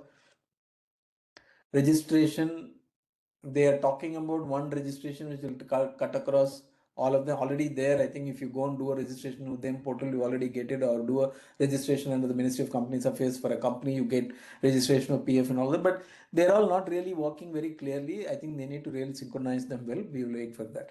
This is what I was talking about, right? They are trying to create a national social security platform. So there is that national board, and then will each of the respective social security boards which will all function under the national board, and there will be governance around them. Nothing changes as far as EPFO is concerned. We have discussed this. Gratuity also, that there is this termination of contract period under FTE, which is 1 year. Calculation of gratuity, continuous service. So there is this argument, I give a contract, let's say for 11 months for FTE, right? And he serves 240 days in that year. EC eligible does that continue to be, that is considered to be a continuous service of 1 year, therefore I have to pay gratuity for him, is a natural question which will come. My sense is it is not so, which when it say 1 year, it is 1 year, but we'll have to see how that works. Nomination, these are all okay. These are all, we all know, appeal, compulsory insurance, which we have seen this already. FTs we have discussed, maternity benefit. right to payment. This here is where the wages for maternity benefit will it be at 50% instead of what we are normally now doing without questions asked. Whatever be the salary, we are paying the person, right? We will have to see. It shouldn't be. I would say it will be unfortunate if the employers have to go and say, no, I need to pay only 50%. I don't know. I don't want to make a comment there. With this and all, we know what has happened to adoption commissioning method, which is the 2017 amendment, which is carried through. Death, medical bonus, and all of that. We all know what that is. Nursing breaks and crash facilities. See, this once the 2000 amendment was included, and I was discussing this appropriate government definition, the confusion it caused. What has happened is in this Code on Social Security, central government has said the code says that central government has the power to notify in this regard. So hopefully we will have a nationwide framework for this. Otherwise, we have this huge confusion as to what is the creche should be, what kind of size, what kind of building, and all of that stuff. We all know dismissal is not allowed. All that continues. There is no major change. Employer compensation also, there is no major change. BOCW, yeah, so the threshold from 20 lakhs, it will go up to, 10 lakhs, it will go up to 50 lakhs. Probably some of the domestic constructions and all that will be exempted. I don't want to go through too much of this. This is all I think you will be able to understand. Compliance. These are there are not too many which has been asked. There is a unified annual return for all the this thing which can be filed on the portal. See, I have not seen this intent being converted into the respective state rules on Code on Social Security. That's where I think central government is really want to work or already working very closely with the states and want to be clear that intent behind these efforts from a perspective ease of doing business is translated in the actual rules. We'll have to see finally this thing. This is section 2012, right? Where you cannot reduce wages for the reason of PF, and similar section is there in ESIC. The same thing is continued. More recovery and all of that continues. Another important one, which I think there is no specific slide on, is about the section 7E hearings, right? Now, ESIC, there is a limit, they cannot go beyond 5 years, but in PF it is not there. And then unfortunately, many situations that, in fact, I, rightly or wrongly, I get a lot of my consulting is about that only. A lot of section 7E, this thing, unfortunately, I don't take Okalat against the CPFC because I'm if you file a case against this thing, then it will be CBT versus employer. So I cannot do that, but I do from a question of facilitating resolution and all that, I do help. And unfortunately, I see some of the officers on the ground going beyond 10 years, 15 years. Right now, I'm grappling with one of the client where they are gone up to 2002. Of course, client disputed applicability because they are a university passed by the state legislation, but that doesn't alone give them exemption under section 16 money. So, but then there is almost the claim amount is almost close to 100 crores, and then absolutely no basis for it, right? So those kind of things will not happen is what, because there is a five-year limitation. And if you want to take a matter appeal, section 7A decision on appeal, we all know now we have to pay 75% deposit. Now that is reduced to, under the code it is reduced to 25%. So that's a big relief, because otherwise 75% is prohibitively high. And that is a presumption that these officers are always right. Absolutely not so, right? In fact, I'm fighting a battle again on that Prime Minister Viksit Bharat scheme, where employers going through section 7A, 7B and inquiries are not eligible, which is patently unfair, because most of the time it is officers' interpretation which has led to this thing, which may not be right, which need not be right always. This again, look at this, minimum fine is 50,000 rupees.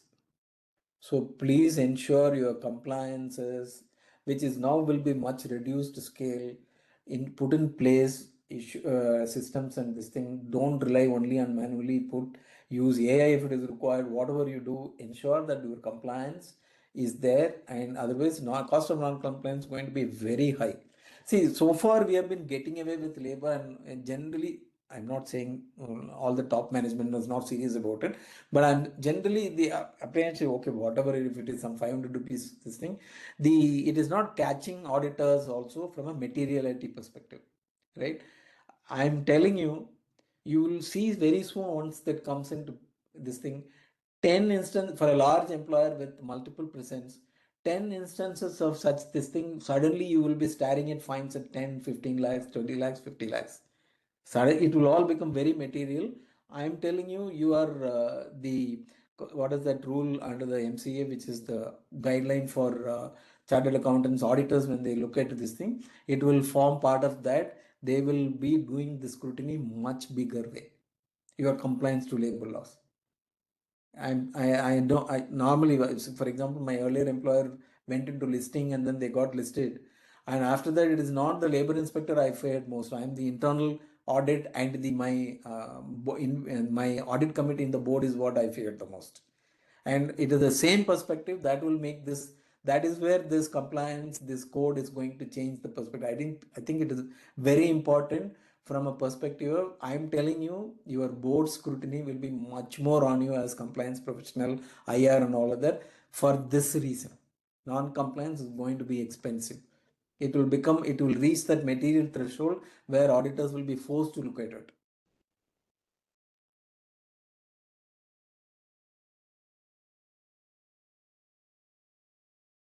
And then second instance is huge.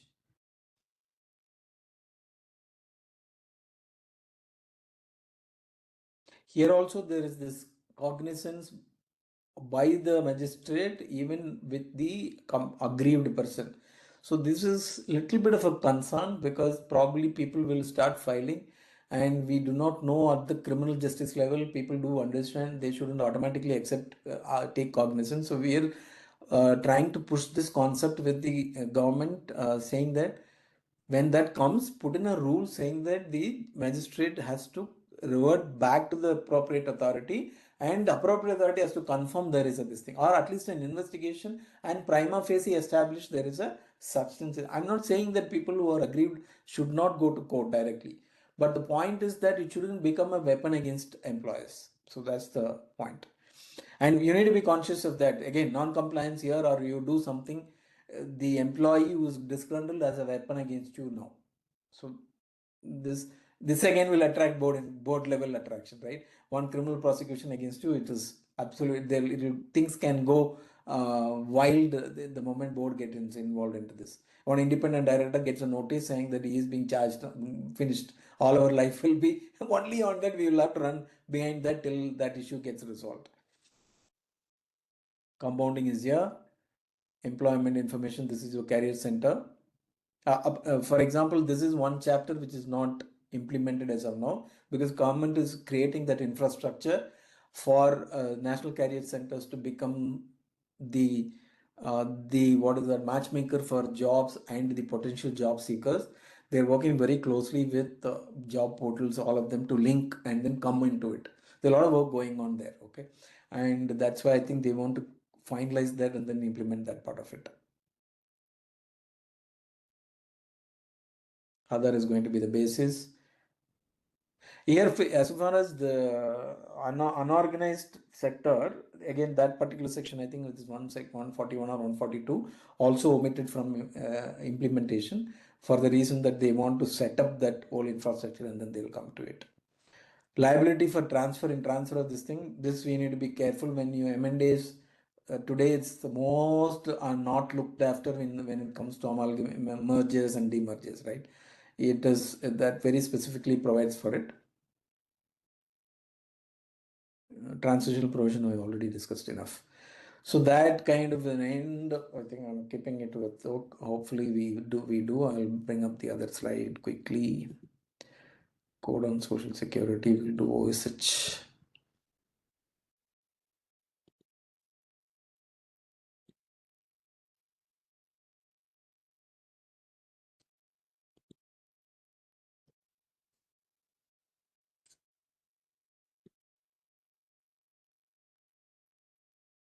Oh, I'm sorry. I think I made a mistake.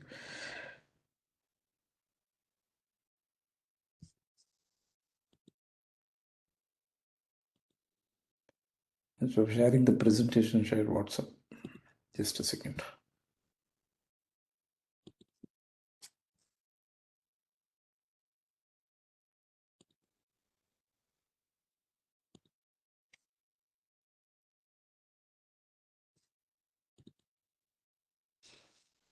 Okay, my screen is visible, I assume. Let's start. OSH is a big effort, okay?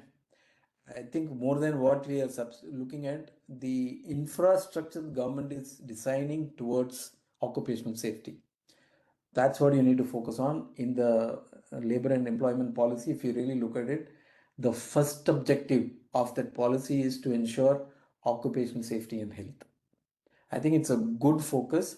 For us as a country, there are a lot of transitions happening, right? The green transition, for example, which is global, but for us, it's going to impact. But India will have the huge opportunity to look at what are the occupational hazards which will generate out of this transition. And it's going to give us more jobs because green transition is going to have its own, no more skills and all of that stuff. One of the skills is how do we ensure safety in changing climate situations? For example, heat in occupations, like for example, people working in greenhouses are suffering already. Like that, in many of that, it will impact, and we have the opportunity to create the data and be leading the effort from a perspective of research in these transitions. What are the occupational? How do we do that? For example, ESIC. Technically, ESIC is what? It's about accident insurance, right? Or occupational accidents and insurance. In the 75 years, I'm not blaming them. What should have been is in ESIC and hospital, we should have had so much research done into what creates these kind of occupational hazards. How is this? Instead of that, the whole focus is collecting money and then ensuring this thing and investing money in some high fund hospitals.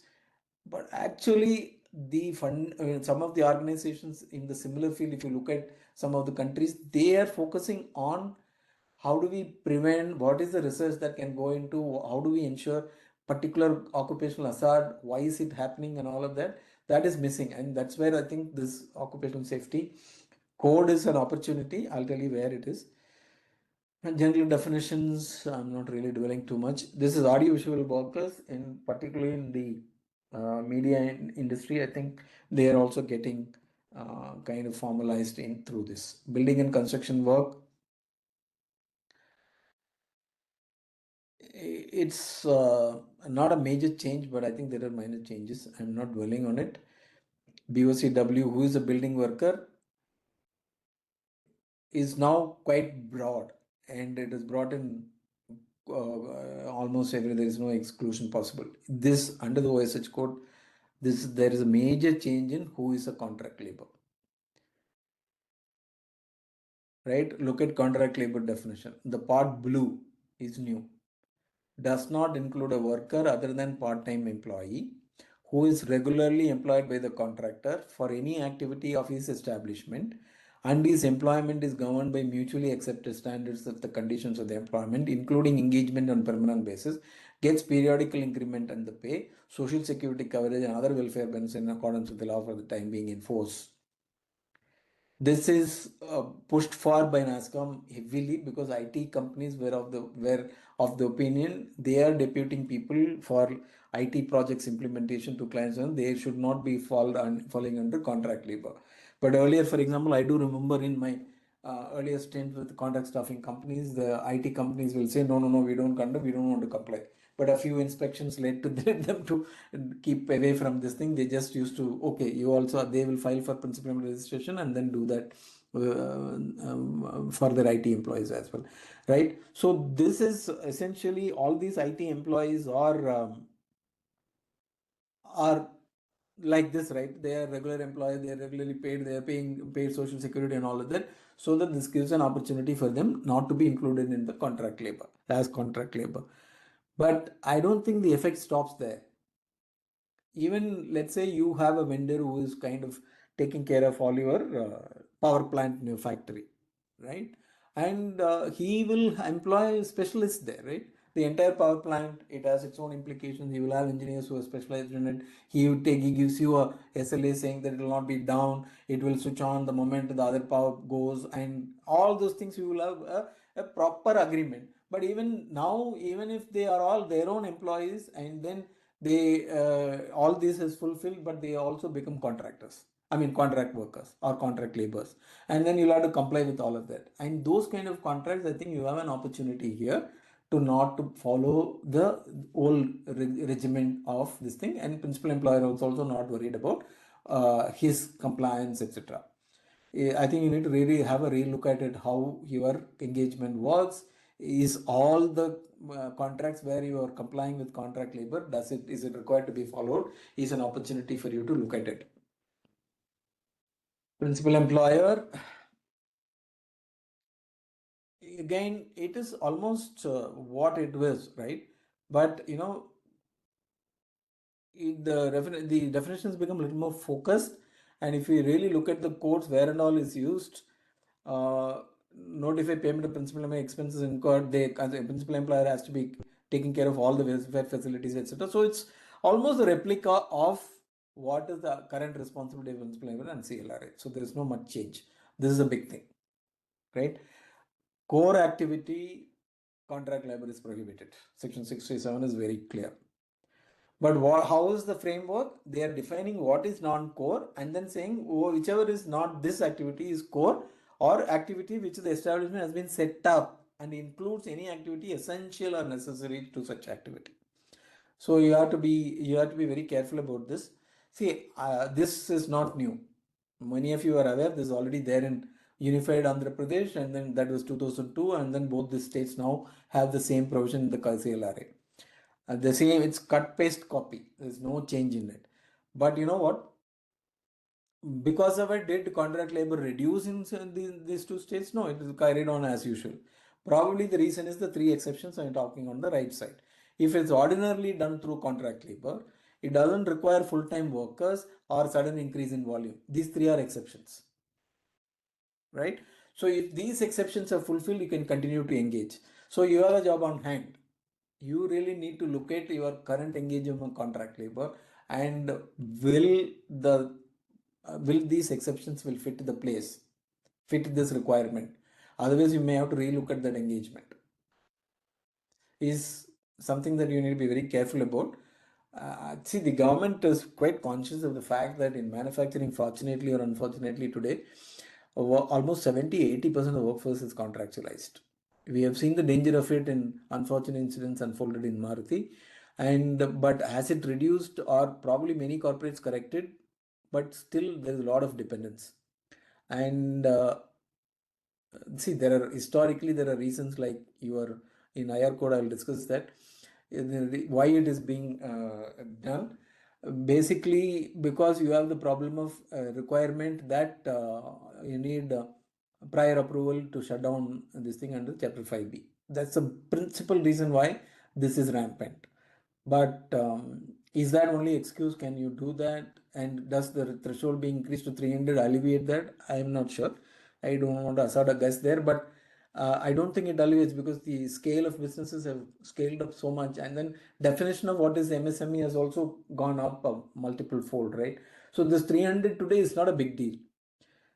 So from that perspective, the incentive to engage contract labor will continue. But you know what? I'll discuss it here only. In ID Act, there are precedents which said that if, for example, the contract labor approaches reconciliation officer for a reconciliation of a dispute, the officer will say, boss, CLRA doesn't allow it, I can't bring in ID Act here. Of course, there are few precedents as well, and generally unions also stay away from contract labor. But with the new definition of employer, including contractors, there is an incentive for unions to get involved. So we need to be careful about all of that, right? And so the incentive for contractualization still remains, but you really need to be careful, because it is prohibited in core activity. This is the framework within which this whole thing is framed. You need to be careful whether your current engagement is within this or not. So section 10 earlier, this core and necessary is only a factor for a decision to be taken by the government whether contract labor has to be abolished. So longer that abolition notification is not there, you are free to engage contract labor even in core activity. But that's no longer the case now. Going forward, if it is core activity, you cannot engage contract labor. So that's the difference. Employee, employer, all that we have seen. I don't think we need it.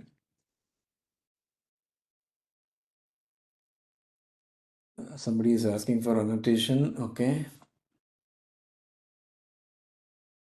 Definition under the code, establishment 10 or more work. This is very important. Okay.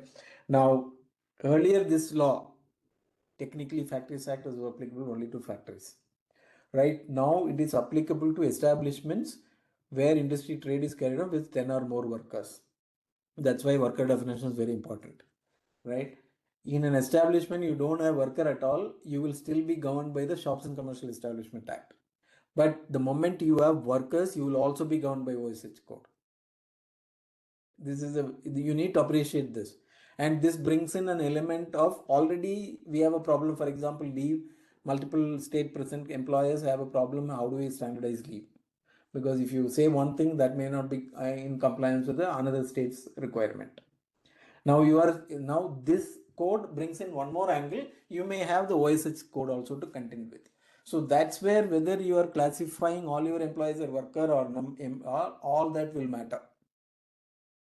The moment you are an establishment covered under this, OSH code kicks in because you have workers. That's why you need to be very careful about this.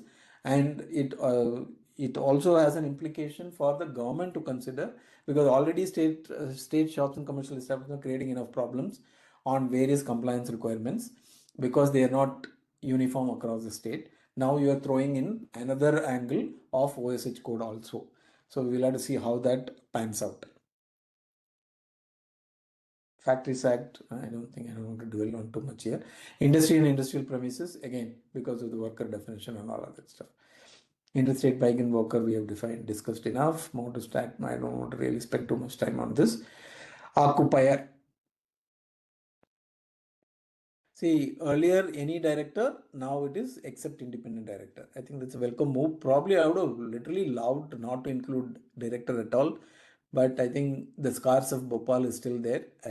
So we really cannot hope that, but at least independent directors are excluded. I don't want to dwell on this. We all know sales promotion employee. See, that act was a real anomaly with the kind of leave provisions and all of that. People were really, particularly pharma industry was struggling to comply with that, and then they had their own issues with that. I think that getting subsumed under this makes a lot of difference there. Worker, we have seen that. Registration. Yeah, this is the registration. Again, you already have a shops registration. Now this is also applicable. Should I register or not? But look at it from the MSME perspective. Now they cannot really get away because right now they fall in between Shops and Commercial Establishment Factories Act and get away with not registering. That may not be possible. This is a very strong move in formalization of workforce, because the formalization is because many of the enterprises are informal and those who are engaged in the informal enterprises are informal. Now suddenly there is a problem here. They need to really become formal. GST achieved it far too effectively, and I think combined with this, the formality, I'm not saying all 60 crore will become, and it is impossible to convert all the 60 crore into formal sector. So, but then I think there will be a significant drive towards formalization because of this. There is the specific duties of employer and employee, owner, mine and all. I'm not giving too much importance. Notice of certain accident, already existing provision, just taken forward. But notice of certain accident now not only to factories, so all establishments registered. So you need to be careful about that as well. See, the today's Factories Act, what happens is, unless you are 20 or 40, depending upon which state, or 10 or 20, depending on which state you are in, completely ignores smaller enterprises with less than the threshold. But you know what? Here, the organizations between 10 and 40 are also included. So they also have to comply with many of the requirements. That's why I'm saying many informal enterprises will become formal. Rights of employees, this is important. This is, I think, is the most significant impact. There is this National OSH Advisory Board, and that every state has to come up with the advisory board. The remit of that is to kind of research, understand what are these things, what are the policy measures the government has to take. I think it's a far too, we really don't value life in this country, and we are okay with accidents happening. Of course, a lot of this is changing because some of our buyers are insisting that you need to be very safe. They don't agree to any accident happening, etc., through their ESG and all of that stuff. But then it's not really formal, and that is what the government has come up with this thing, and the effort is towards. I think it's high time we did that, and I really look at this as a far-reaching consequential change if it is very well implemented. So what are the standards to which they have to come physical? All this, what typically what you will consider is important from occupational well-being of our workers and employees is there in that. Safety committee and all of that, it's not really changing much. You need to keep a watch on the thresholds, what the government, respective state rules might come up with. Welfare provisions, here again, welfare provisions vis-a-vis for establishments which are not covered under the Factories Act, but they might get covered under the OSH, and the shops and commercial establishment is where you will have a issue to really grapple with. Annual leave and all of that stuff. There is a specific requirement as to leave encashment for workers. Okay, it's not that it is only at the time when he leaves. If you read the line in between, it is clearly saying that at the end of every year, leave encashment has to be provided. I would request you to go back and check that. Hours of work, compensatory holidays.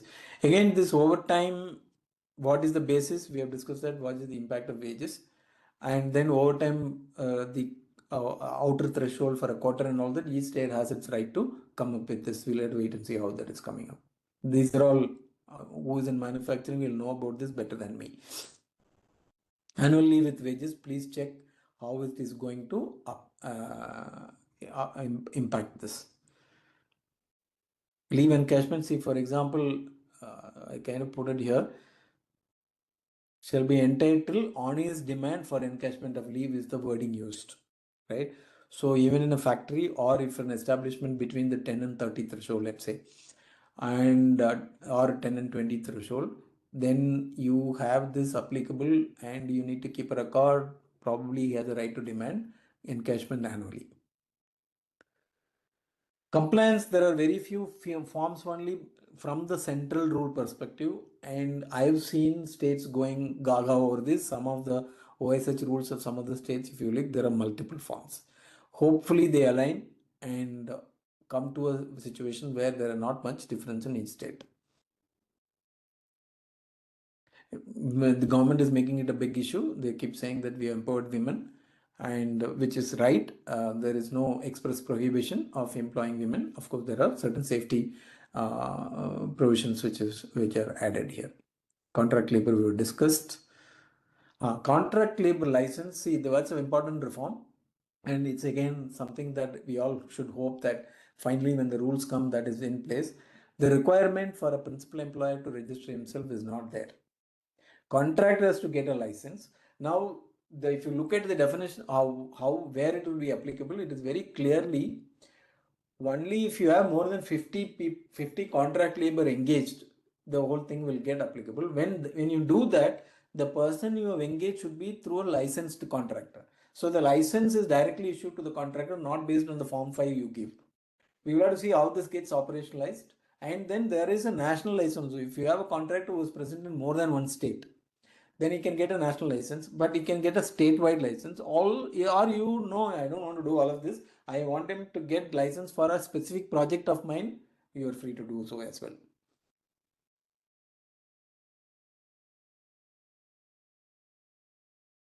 There is a bank guarantee provision for the license to be obtained for the contractor. We'll have to wait and see how normally it is done.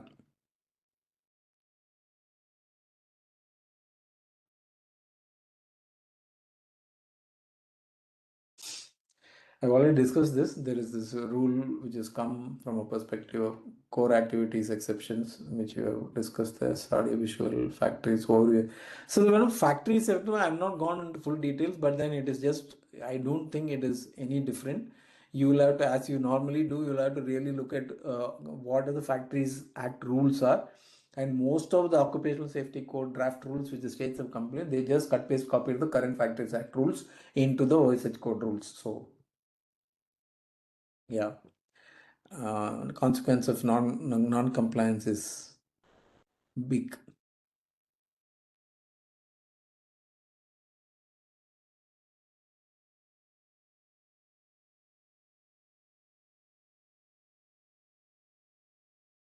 There is this provision of common license. I'm really not sure how it gets operationalized, which also talks about all contract labor license. Everything will be one license.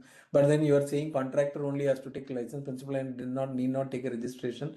So there is a little bit of a fog around this. And I hope government, by the time the rules come in, it is a scheme. So I'm doing a time check, probably another 5 minutes. IR is a big subject, but I'll try to do justice as much as possible. But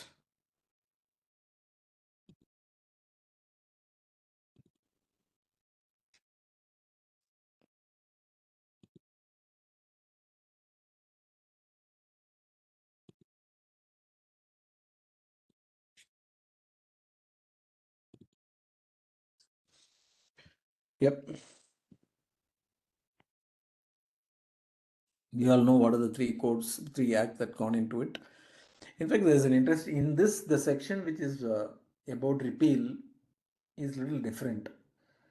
I think it is 104 of the IR code, which is one of the last sections. It talks about in the notification itself, government can say which are the acts will become which part of the acts will get repealed and the respective sections will become effective.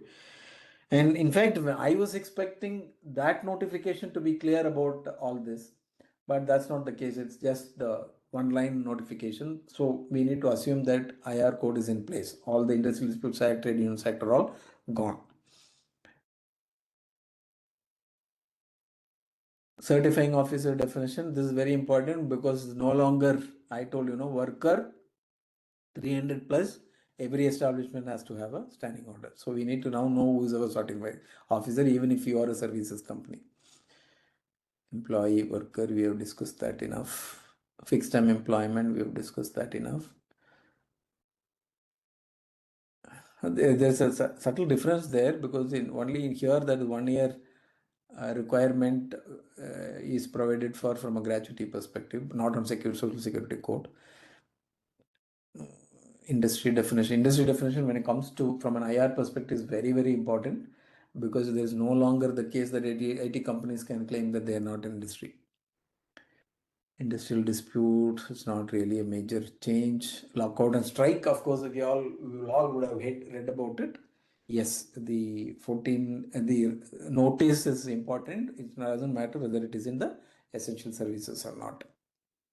Trade union registration, I think it is the same, but I think the way emphasis is given from a perspective of if you want to register a trade union of a union of a particular employer, then you need to establish that at least 10 people have joined together.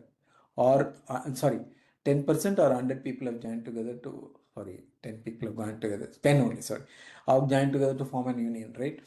So it is, that's why unions are opposing this from a perspective of IR code is because this, and we will discuss the negotiating union and negotiating council. Together, the impact will be probably you are, as an employer, you have an opportunity if you're already talking to a union and then settlement is about or expired, you may have an opportunity. If this is just my interpretation, you may have to check with it. Opportunity to go and say, boss, you are not a proper union under the current code and therefore you cannot respect. Why first fulfill your requirement as to whether you could be the sole negotiating union or multiple unions, you could be part of the negotiating council. Of course, nobody will do this unless otherwise the industrial peace can take such a shock immediately. So you have to be careful about that. Works committee, even today and going forward also, will be based on the notification. but this is important. Grievance redressal committee, 20 or more workers in an establishment, you need to constitute one. This has conditions as to who constitutes the equal representation for worker. Chairperson has to be some among employer, and that needs to be rotated. So you see this NASSCOM up in arms against this, saying that this is inviting unions to services company, particularly IT companies. I don't know, like in Karnataka, the state government has given exemption to IT companies in the case of standing orders. Will such an exemption can be given? We'll have to wait and see. I'm not sure that the government will be wanting to do it, because then that will be perceived as completely anti-worker. So, but then GRC, if you don't have this thing, some serious time for you to really look at it. Some of them argue with me, no, I have all grievance redressal process in place. If it is there in place, please ensure that is in accordance with this requirement. It can even be online process, etc. But you need to have a committee. You need to have the facility for people to come and approach it and all that, because any decision of the GRC in the new architecture of industrial disputes can straight go to reconciliation officer or to the industrial tribunal.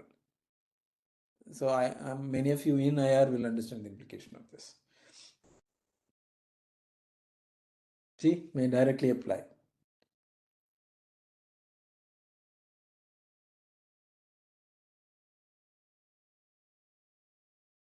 Sorry, 10% of the workers are 100 workers. So I'm kind of.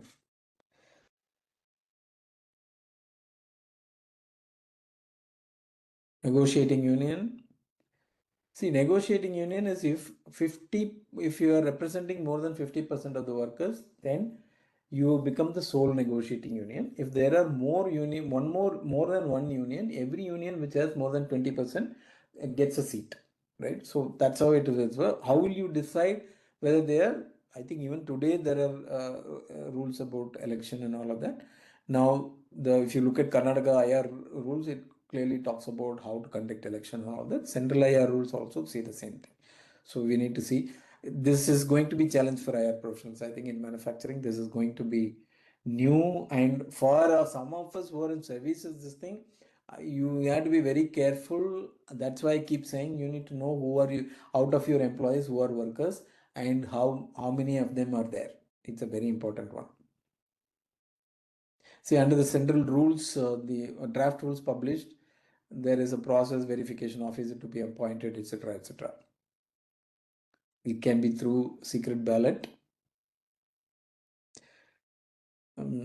Standing order, I think I've already mentioned. This is one, I know many of us have this experience of standing order certification file for 20 years, 30 years, it's hanging there, and it's not gone completed the process. One good thing is that in the new process, there is strict time-bound compliance required, and then there is deemed approvals. Okay, so let's see what it is. But again, the big lacuna earlier is, if not a unionized environment, how is the tripartite discussion going to happen?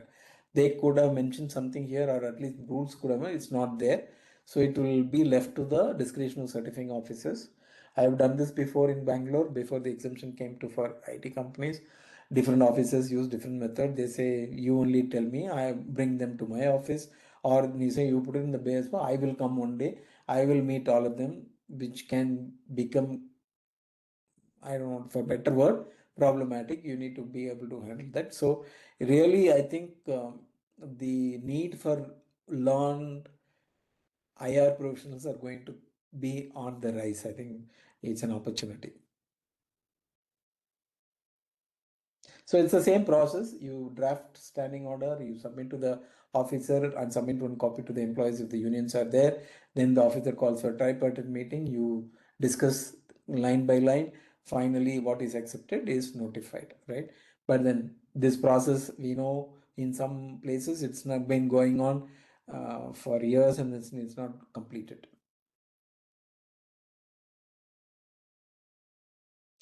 This is important. There are 3 model standing orders, which is they're part of not the rules. It's now part of the IR code, and it is one for manufacturing. The another one is for mining. I have not put it here. Service sector. See, notice of termination. So there are few there which may not be to our liking. But I think this gives you can either adopt the model standing order as is, or you can modify the model standing order and then you can approach the certifying officer and then you can follow the process. So all that is there, but you need to look at, I don't think everybody can just like that adopt model standing order. It has to have its own this thing. There is a so you need to be clear which are the ones, but you need to at least follow the model standing order format and the flow. Otherwise, you may have an issue with regards to the certified officer understanding what you're talking about. And what an SO should cover, the first schedule remains the same 11 subjects. It is the same thing that you need to do. Notice of change, it's the same. Now, we all used to assume this is only for industry in the sense that manufacturing. Please be careful about who are your workers, who are not your workers, how many of you are employing, because all this will kick in. I see from a perspective, if you have a model standing order or a standing order certified, some of the flexibility you have brought in, probably you have the opportunity to overcome some of the challenges that a notice of change requirement will bring in. Voluntary reference is like the same what is there in the current disputes. That is for a government to refer. So now with all the multiple forums, this is a subject by itself. I really want to close, so we can, this is another 5 minutes I'll spend. Conciliation officers, industrial tribunal, national tribunal. These are the 3 forums, right? So there is no labor code, there is no board and all of that stuff. I think it is good in a way. But the challenge will be how many industrial tribunals the government will constitute, how quickly it will constitute. There is a provision for an administrative member and a judicial member. All that is going to be critical. Hopefully, we think that government is aware of this, and not only at the central level, more so at the state level. We really need to push the state governments also to come with enough number of tribunals, and therefore, see, the biggest problem is that the number of pending cases before the labor authorities is too many.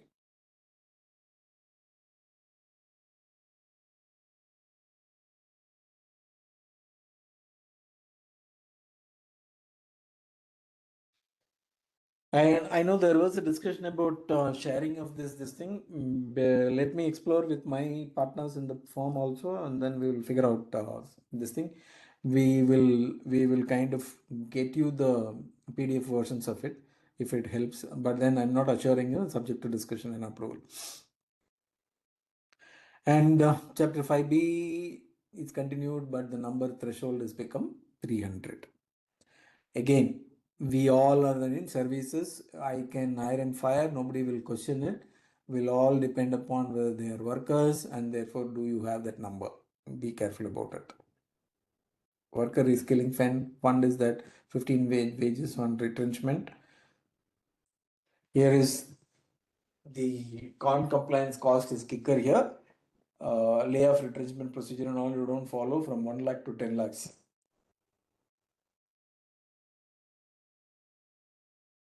This is quite a big number. Conditions of service for key union officials. So I'm stopping here and more than happy to take questions from here.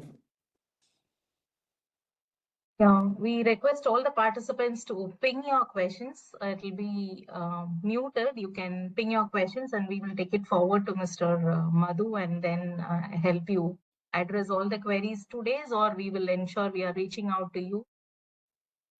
While we take the inputs and queries from the participants, Mr. Madhu, I really can't wait for the formal vote of thanks. And thank you so much. Beyond a formal vote of thanks, like it just comes out of heart, the way you have explained it. It was amazing. This day turned out to be a highly productive day for all of us. Like you have helped us to solve a lot of puzzles. Like, first of all, what is a wage? That was $1 million question that all of us were really breaking our heads. Like, what is this inclusion? What is this exclusion? Do I have to pay gratuity, OT and all? That was a talk of everyone in the country. And then you have really enlightened us with a lot of examples you so much for that. And a lot of things, I can't even imagine within this 3 years if somebody can address so many things we have spoken about today. And what is the liability of a principal employer? What is that all about for him in a contract labor act? And whatnot. First of all, who's a worker? All of us were thinking those who are working in the shop floor, though it was always there. Like, you have enlightened us, like someone who's working in a software industry, writing code, everyone, how they can claim to be a worker. So much of enlightening, and thank you so much for all your thoughts today.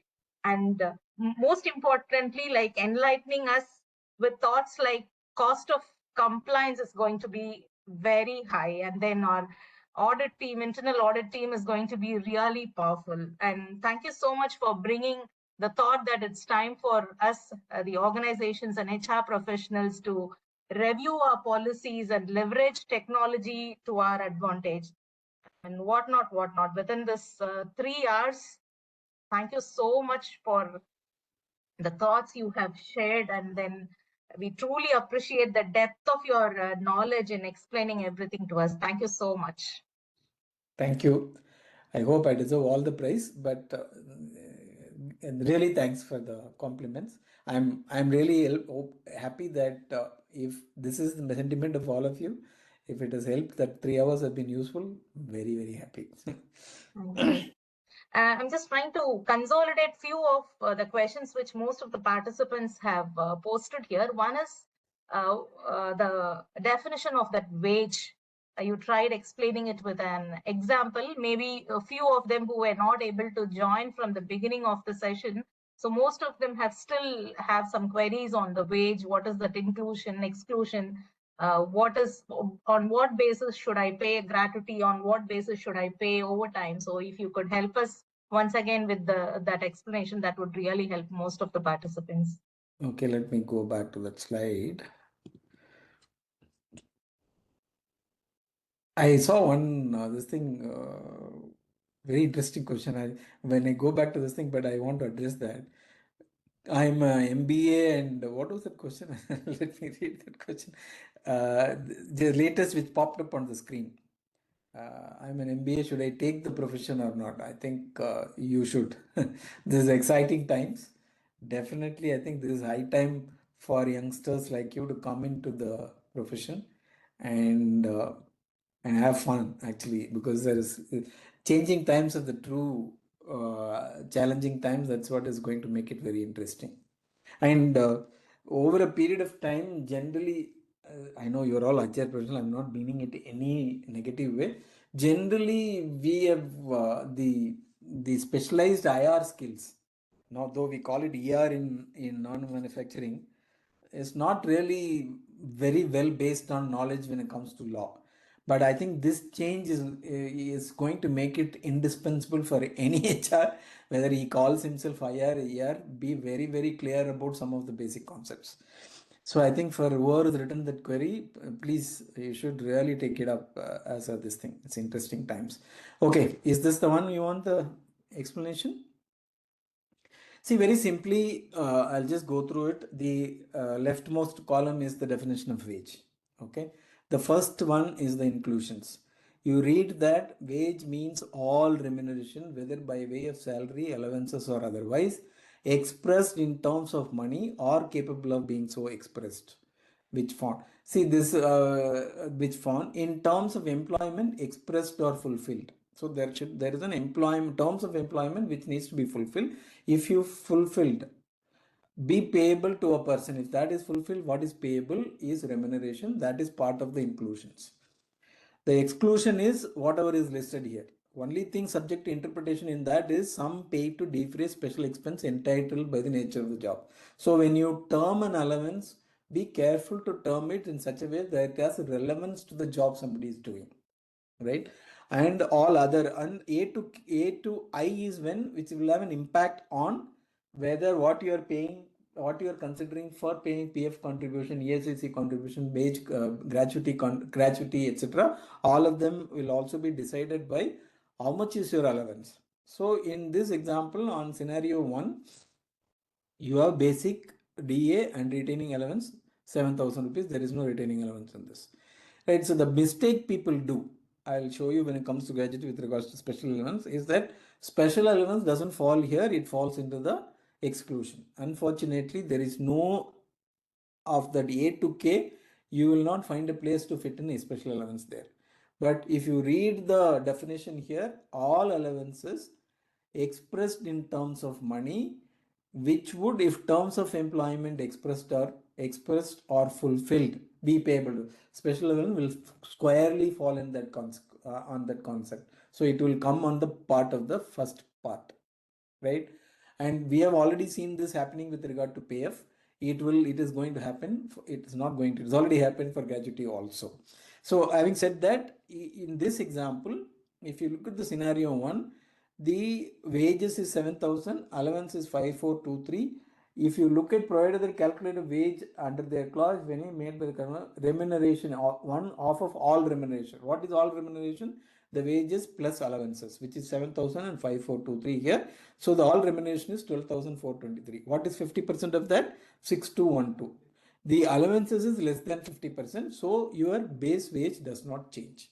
There is no concept of deemed wages. Just go to the next column. What we have done, we have added another 1,000 rupees to house rent allowance. And then put just for the sake of convenience, you can even put that 1,000 rupees in any other place. Let's say remuneration payable, overtime allowance, right? The moment you do that, what is happening? Allowance is going to 7760, and 7760 is more than 380, more than 50% of 14,760, which is the total of wages and remuneration. So that becomes the deemed wage. That gets added to the wage, and then 7380 is the deemed wage. So that's how this calculation happens. Hope I'm clear. Right, so this will be the impact on, so instead of in the current situation for PF, you will be, because after the Vivekananda decision, you will be paying 7,000. You will also be mostly including 1,000 rupees of conveyance also.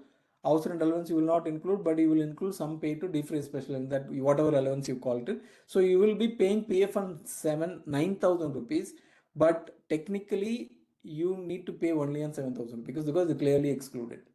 Same thing happens to ESIC also, right? If you really look at it in your workforce, those who are in this borderline minimum wages plus kind of category, I may say that probably you have an opportunity to reduce cost, increase take home for the employee, all that is possible. Okay. So that's what I've told you about Provident Fund. This is ESIC. See, ESIC now we are doing on gross wages, but going forward we will do it on under the code. See the difference in the right hand side. As per the current ESIC Act, it's 452 rupees. After the ESIC under the code, it will be almost 50% down. But this will be on that borderline. This will be provided your salary structure today is not very skewed, low, basic, and all of that stuff, because otherwise the deemed wages concept will come and spoil it. Gratuity. This is an actual payslip of one employee, and then this is the structure. You have a basic, you have a dearness allowance, you have a special allowance. Now you look at the sum of included components, because I already told you I believe that 39,600 or 36,000 as a special allowance is part of it. Your gratuity base instead of 21,960 plus 324 suddenly becomes 62,220 under the code. That impact is huge. It's more than double, almost 3 times. It has huge consequences. In fact, I forgot to discuss this thing. Good that we had to go back into it. One of the CHR I was speaking to, he said, Madhu, maybe it's an opportunity also. And she explained to me, if let's say somebody on the 3 years, 4 year window and thinking of moving, suddenly they are looking at, I might get 3 times the gratuity that I normally would have got. May stay on with you. So there is an interesting retention tool available with you. So it might increase the cost, probably there is an opportunity here. I'm just conveying what was told to me. Probably as HR, you guys will know this better. Look at it as a when you're presenting implications. I think this is one serious implication you need to think, and it all depends on how you're communicating this. If for somebody who's in a 4 hours, this thing, and then if he's thinking of change, if that communication doesn't land on him, he may not understand. Probably will regret later.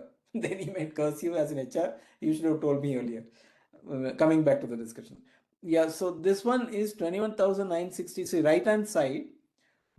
That's where the opportunity is for you to look at your wage composition and then see what you can do about it.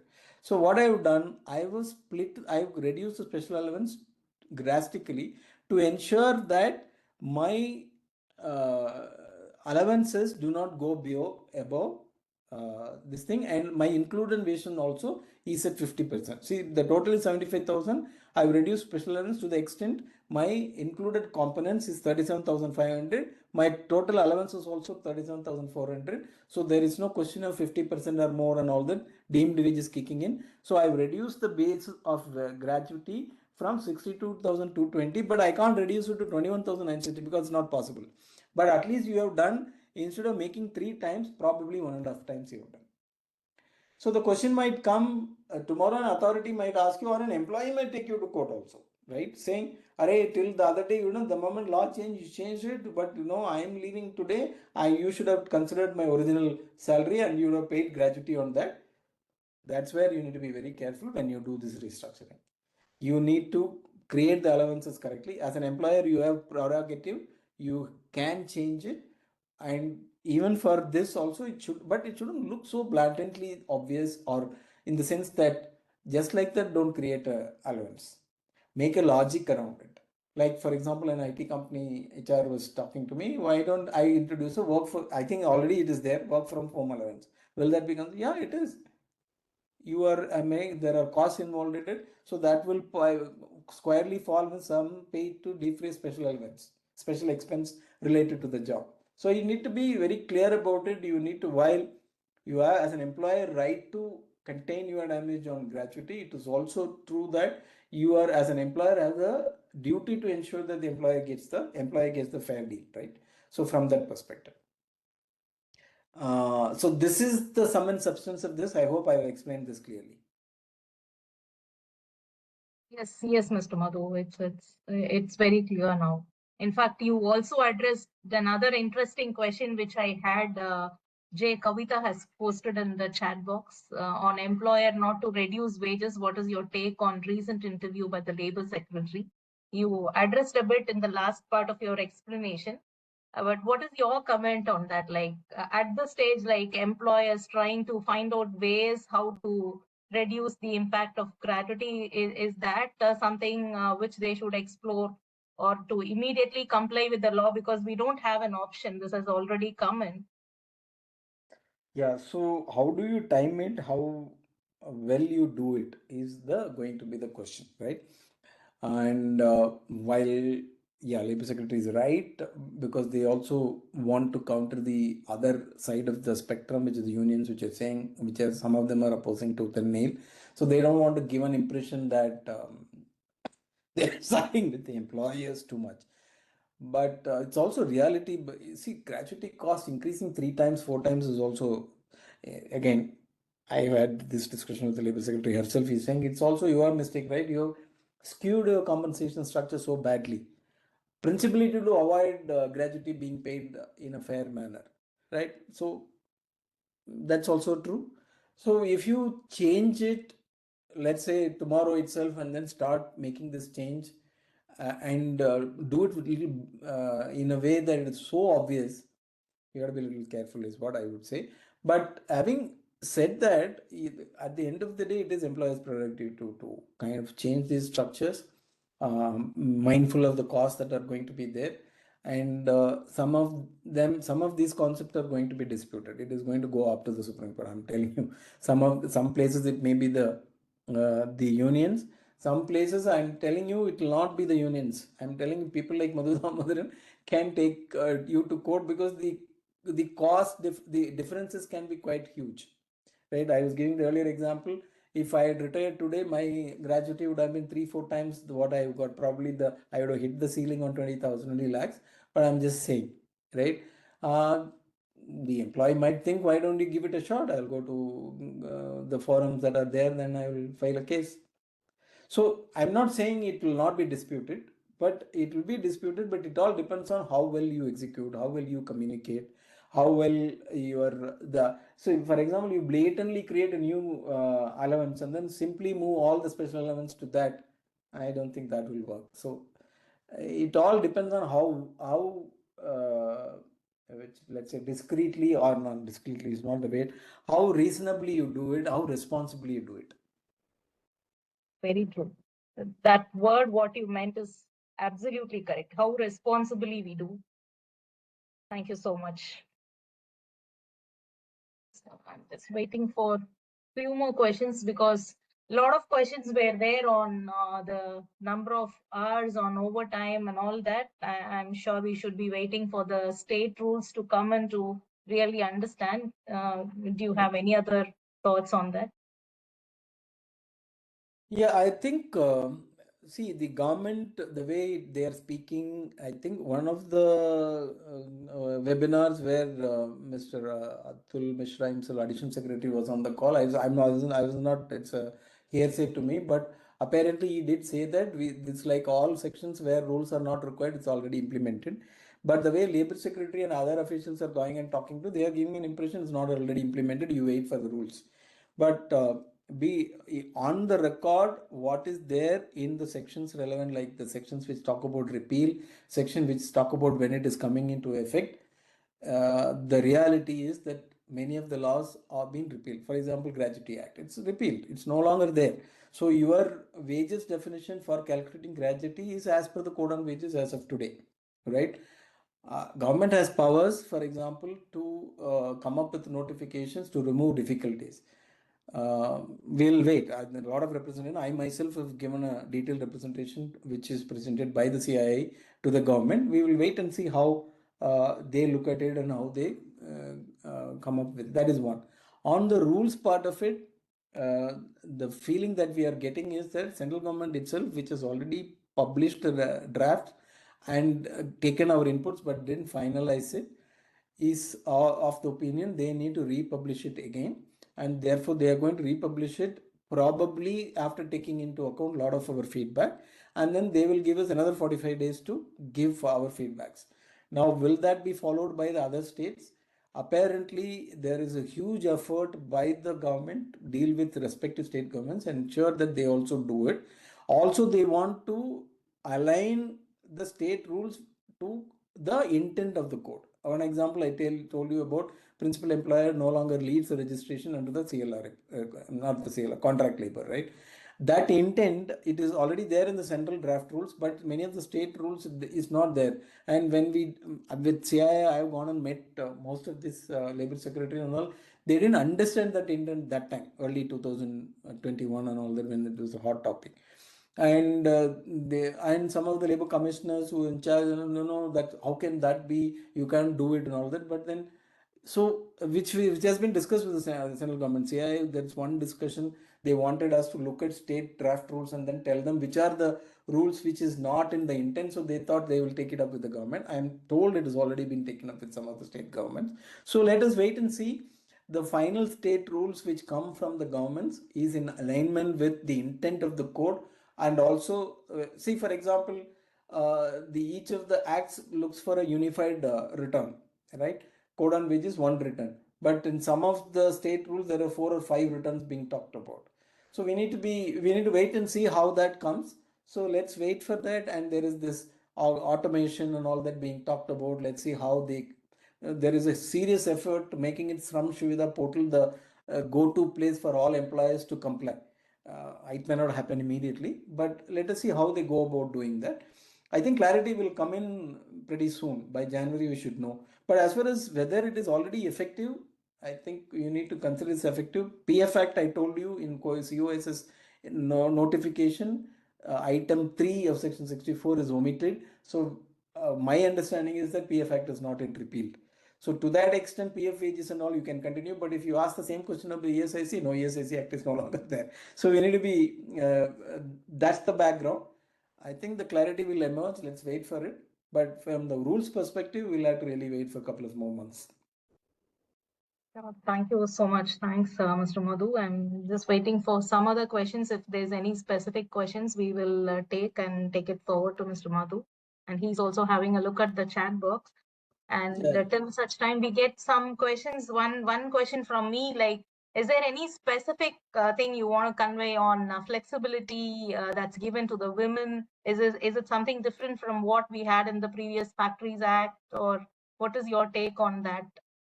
See, the Factories Act restriction of women not to be employed beyond in the night, constitutionally it got struck down by the Madras High Court.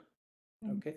And therefore in Madras it was not in any case valuable, and some of the states like Karnataka followed that, and then they also changed the law. But all said and done, that is now conceptually clear that you cannot prevent women from the. I think that's a great move. It is about empowerment, and there were other restrictions in the rules and all that about in some of the this thing whether women can be employed. I think they removed all of that. So, but even being employed in the night shift is, and to be employed without any restriction is a great move. And but then safety, you need to be careful as employer. There is a burden on the employer to ensure their safety, and you, of course, posh policies in place and all of that, which are not new. So that is how I see it.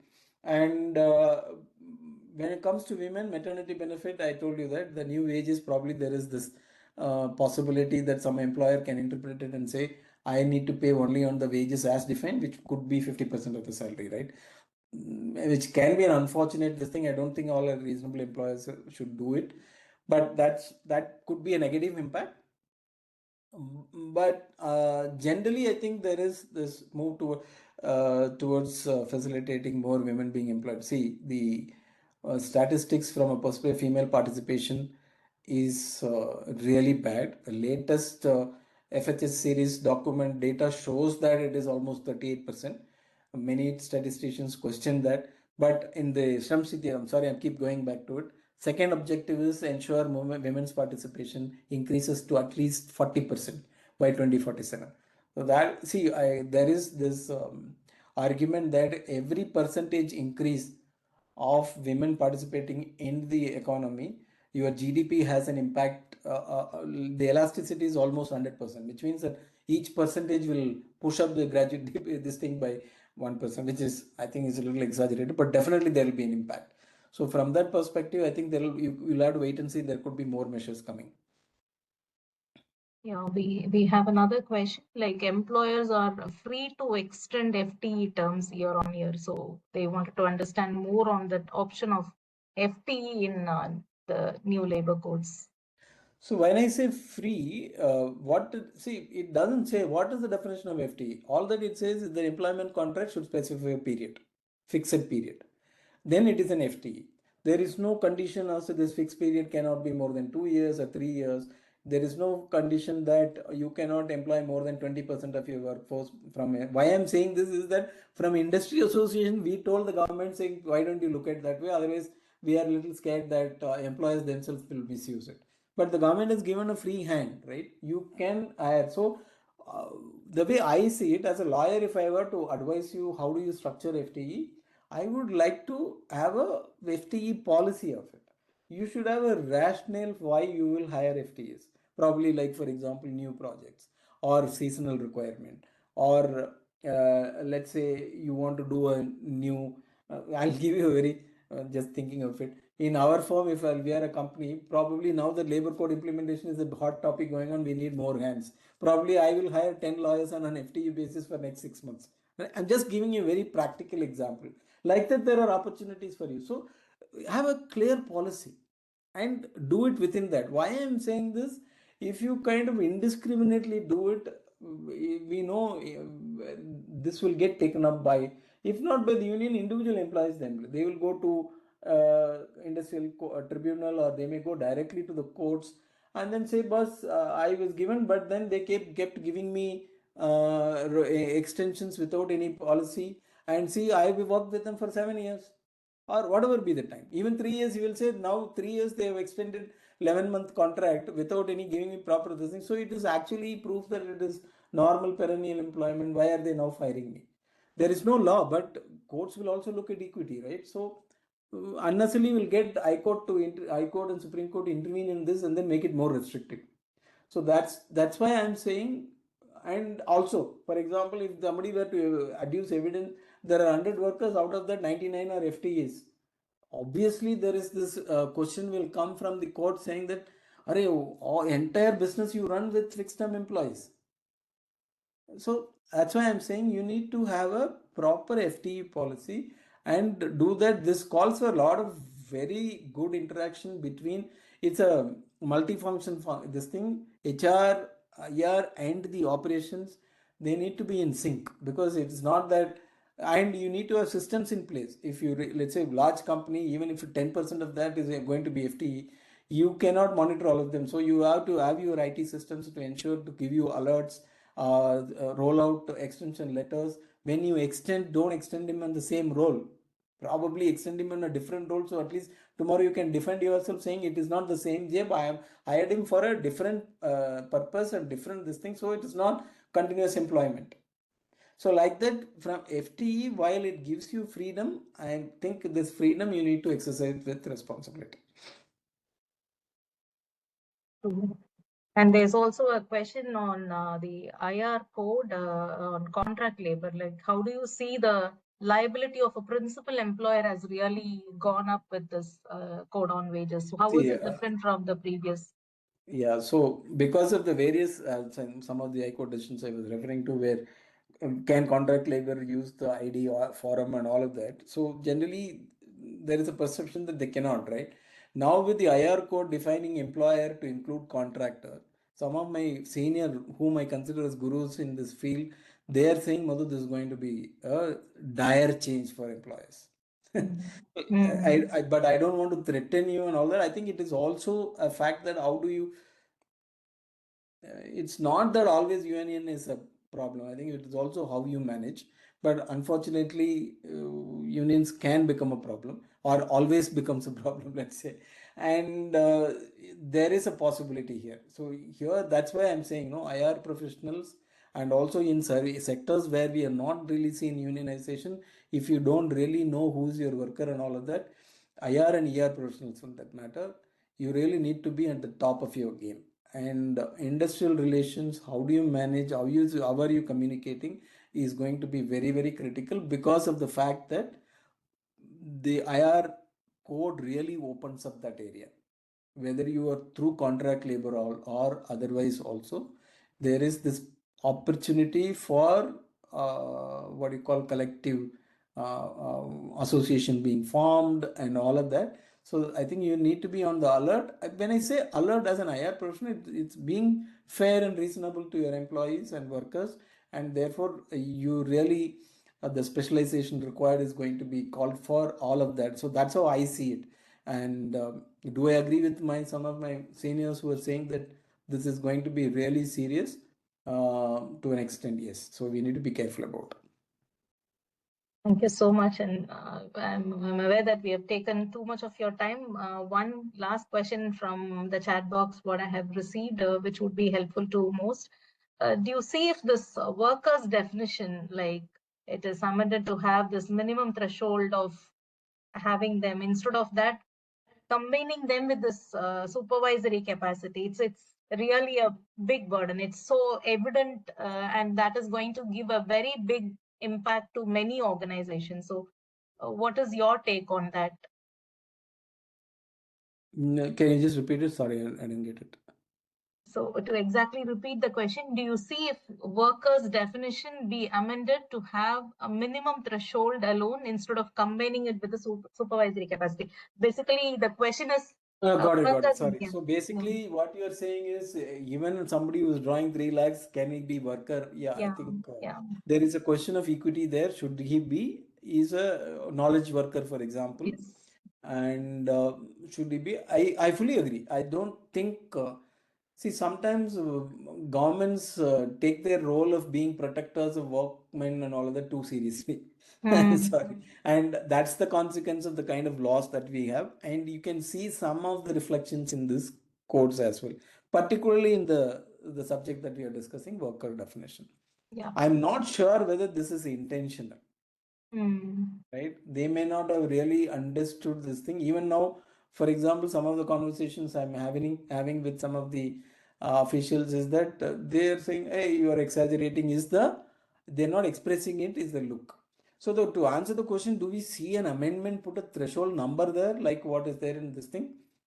Not in the immediate future, but the government's promise is that they're not going to let it for another 70 years, right?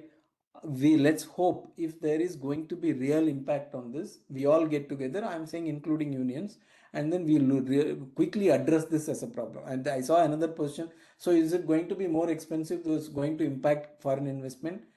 I think that is a very negative way of looking at it. One of the reasons why foreign investment sometimes doesn't come is lack of clarity. I think that has been addressed big time in this courts, because a lot of this concept has been flushed out. It is now very clear. Even worker thing is, we know what it is, right? That's the problem which was not earlier. And also the emerging workforce, even in manufacturing, I don't think they're all. That's why when I was saying, do I agree with my seniors when there's dire consequences? I have my own thinking about, I have my own versions about it, because when you really look at these youngsters who are coming to the workforce and all of that, I am not sure they are so amenable to unionization, even in manufacturing, leave alone in service sector, right? So to answer your question, whether it will be amended threshold, it will be based on experience. My only hope and praying is that we are not letting this, if it is a bad experience and then too many this thing come, government doesn't wait endlessly to make this amendment, is all that I will say. Thank you so much. One concern practically as HR professionals, what we see is sometimes non-performers take advantage of that. Absolutely, absolutely. See, the meritocracy is a big suffering when it comes to people organize themselves. And that is one reason why in IT, ITS and all that, it's very difficult to unionize, whatever the unions try, right? And that is again the reason why I'm saying this will not have that kind of an impact, because the ways of work, the new generation is not thinking of the same way that this thing, right? And this is going to change. And even a migrant worker who's coming here, we have seen it in Tamil Nadu, for example. Most of us know how they look at work and then what they are doing. So all of them at that level are looking at work, looking at this thing differently. Only thing is that, like I was giving an example of one of the TVS doyens talking to us in one of the seminars. He rightly said, if the new age, they are the majority. So if you don't know how to handle them, I'll get somebody who knows how to handle them. So it is all our challenge from an IR perspective. How do we really deal with them, ensure that you don't create an environment that unionization happens and all that. Having said that, coming from Kerala, that to North Kerala, I have my own views about unionization. If I say that, people don't like it. So let's leave it at that. I understand. Thank you. And actually, we have a lot of questions. And dear participants, we wish that we take all your questions. And I also wanted to do that, but I mean, given to understand that last 4 hours, Mr. Madhu has been patiently addressing everything we have. We will definitely explore opportunities, how to come back to you with more detailed session, answer all your queries through mail and through the national conference, which we are hosting on 13th of December. Please do join. We will try and address all your questions, queries there in the conference, and we will definitely reach out to Mr. Madhu and then get back to you with all your queries as much as possible. Please be rest assured.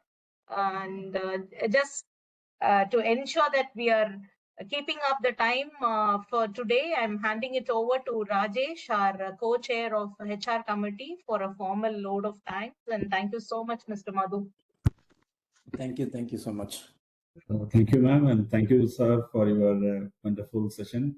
So whenever any new codes or laws comes into the country, so always this code remembers to me, ignorance of law is no excuse. Okay. I think you have taken your time to enlighten the HR fraternity of the country people. I think today more than 350 participants joined virtually for this one. As rightly told about our chair also, some of the gray areas where the wages have been commonized the definition of the workers have been commonized in this labor codes. Okay, and thank you, Madhu sir, for your special care on considering SICCI HR committee request to enlighten the HR fraternity people. To addressing to the participants for this one, I think due to paucity of the time, we require another 3 hours to address all the questions which you have raised during the sessions. Okay, I think for addressing those kind of things, we have a dedicated conference on 13th of December, which is predominantly addressing this one. We have a IR committee with the subject matter experts are there in the committee in the conference to address all these kind of things, where our today's person, Mr. Madhu, also will be joining as one of the moderator of the session. People who are interested to join and to get enlightened about this course, please join with us on this conference on 13th December also. This will be helpful for you and also to interact with other experts who are coming on the day also. So with this, I'm formally winding up our this enlightened session on this Saturday. Thank you, Madhu sir, and thank you, Rani ma'am, for giving this opportunity to all the people to interact with such a kind of a day. Thank you, ma'am.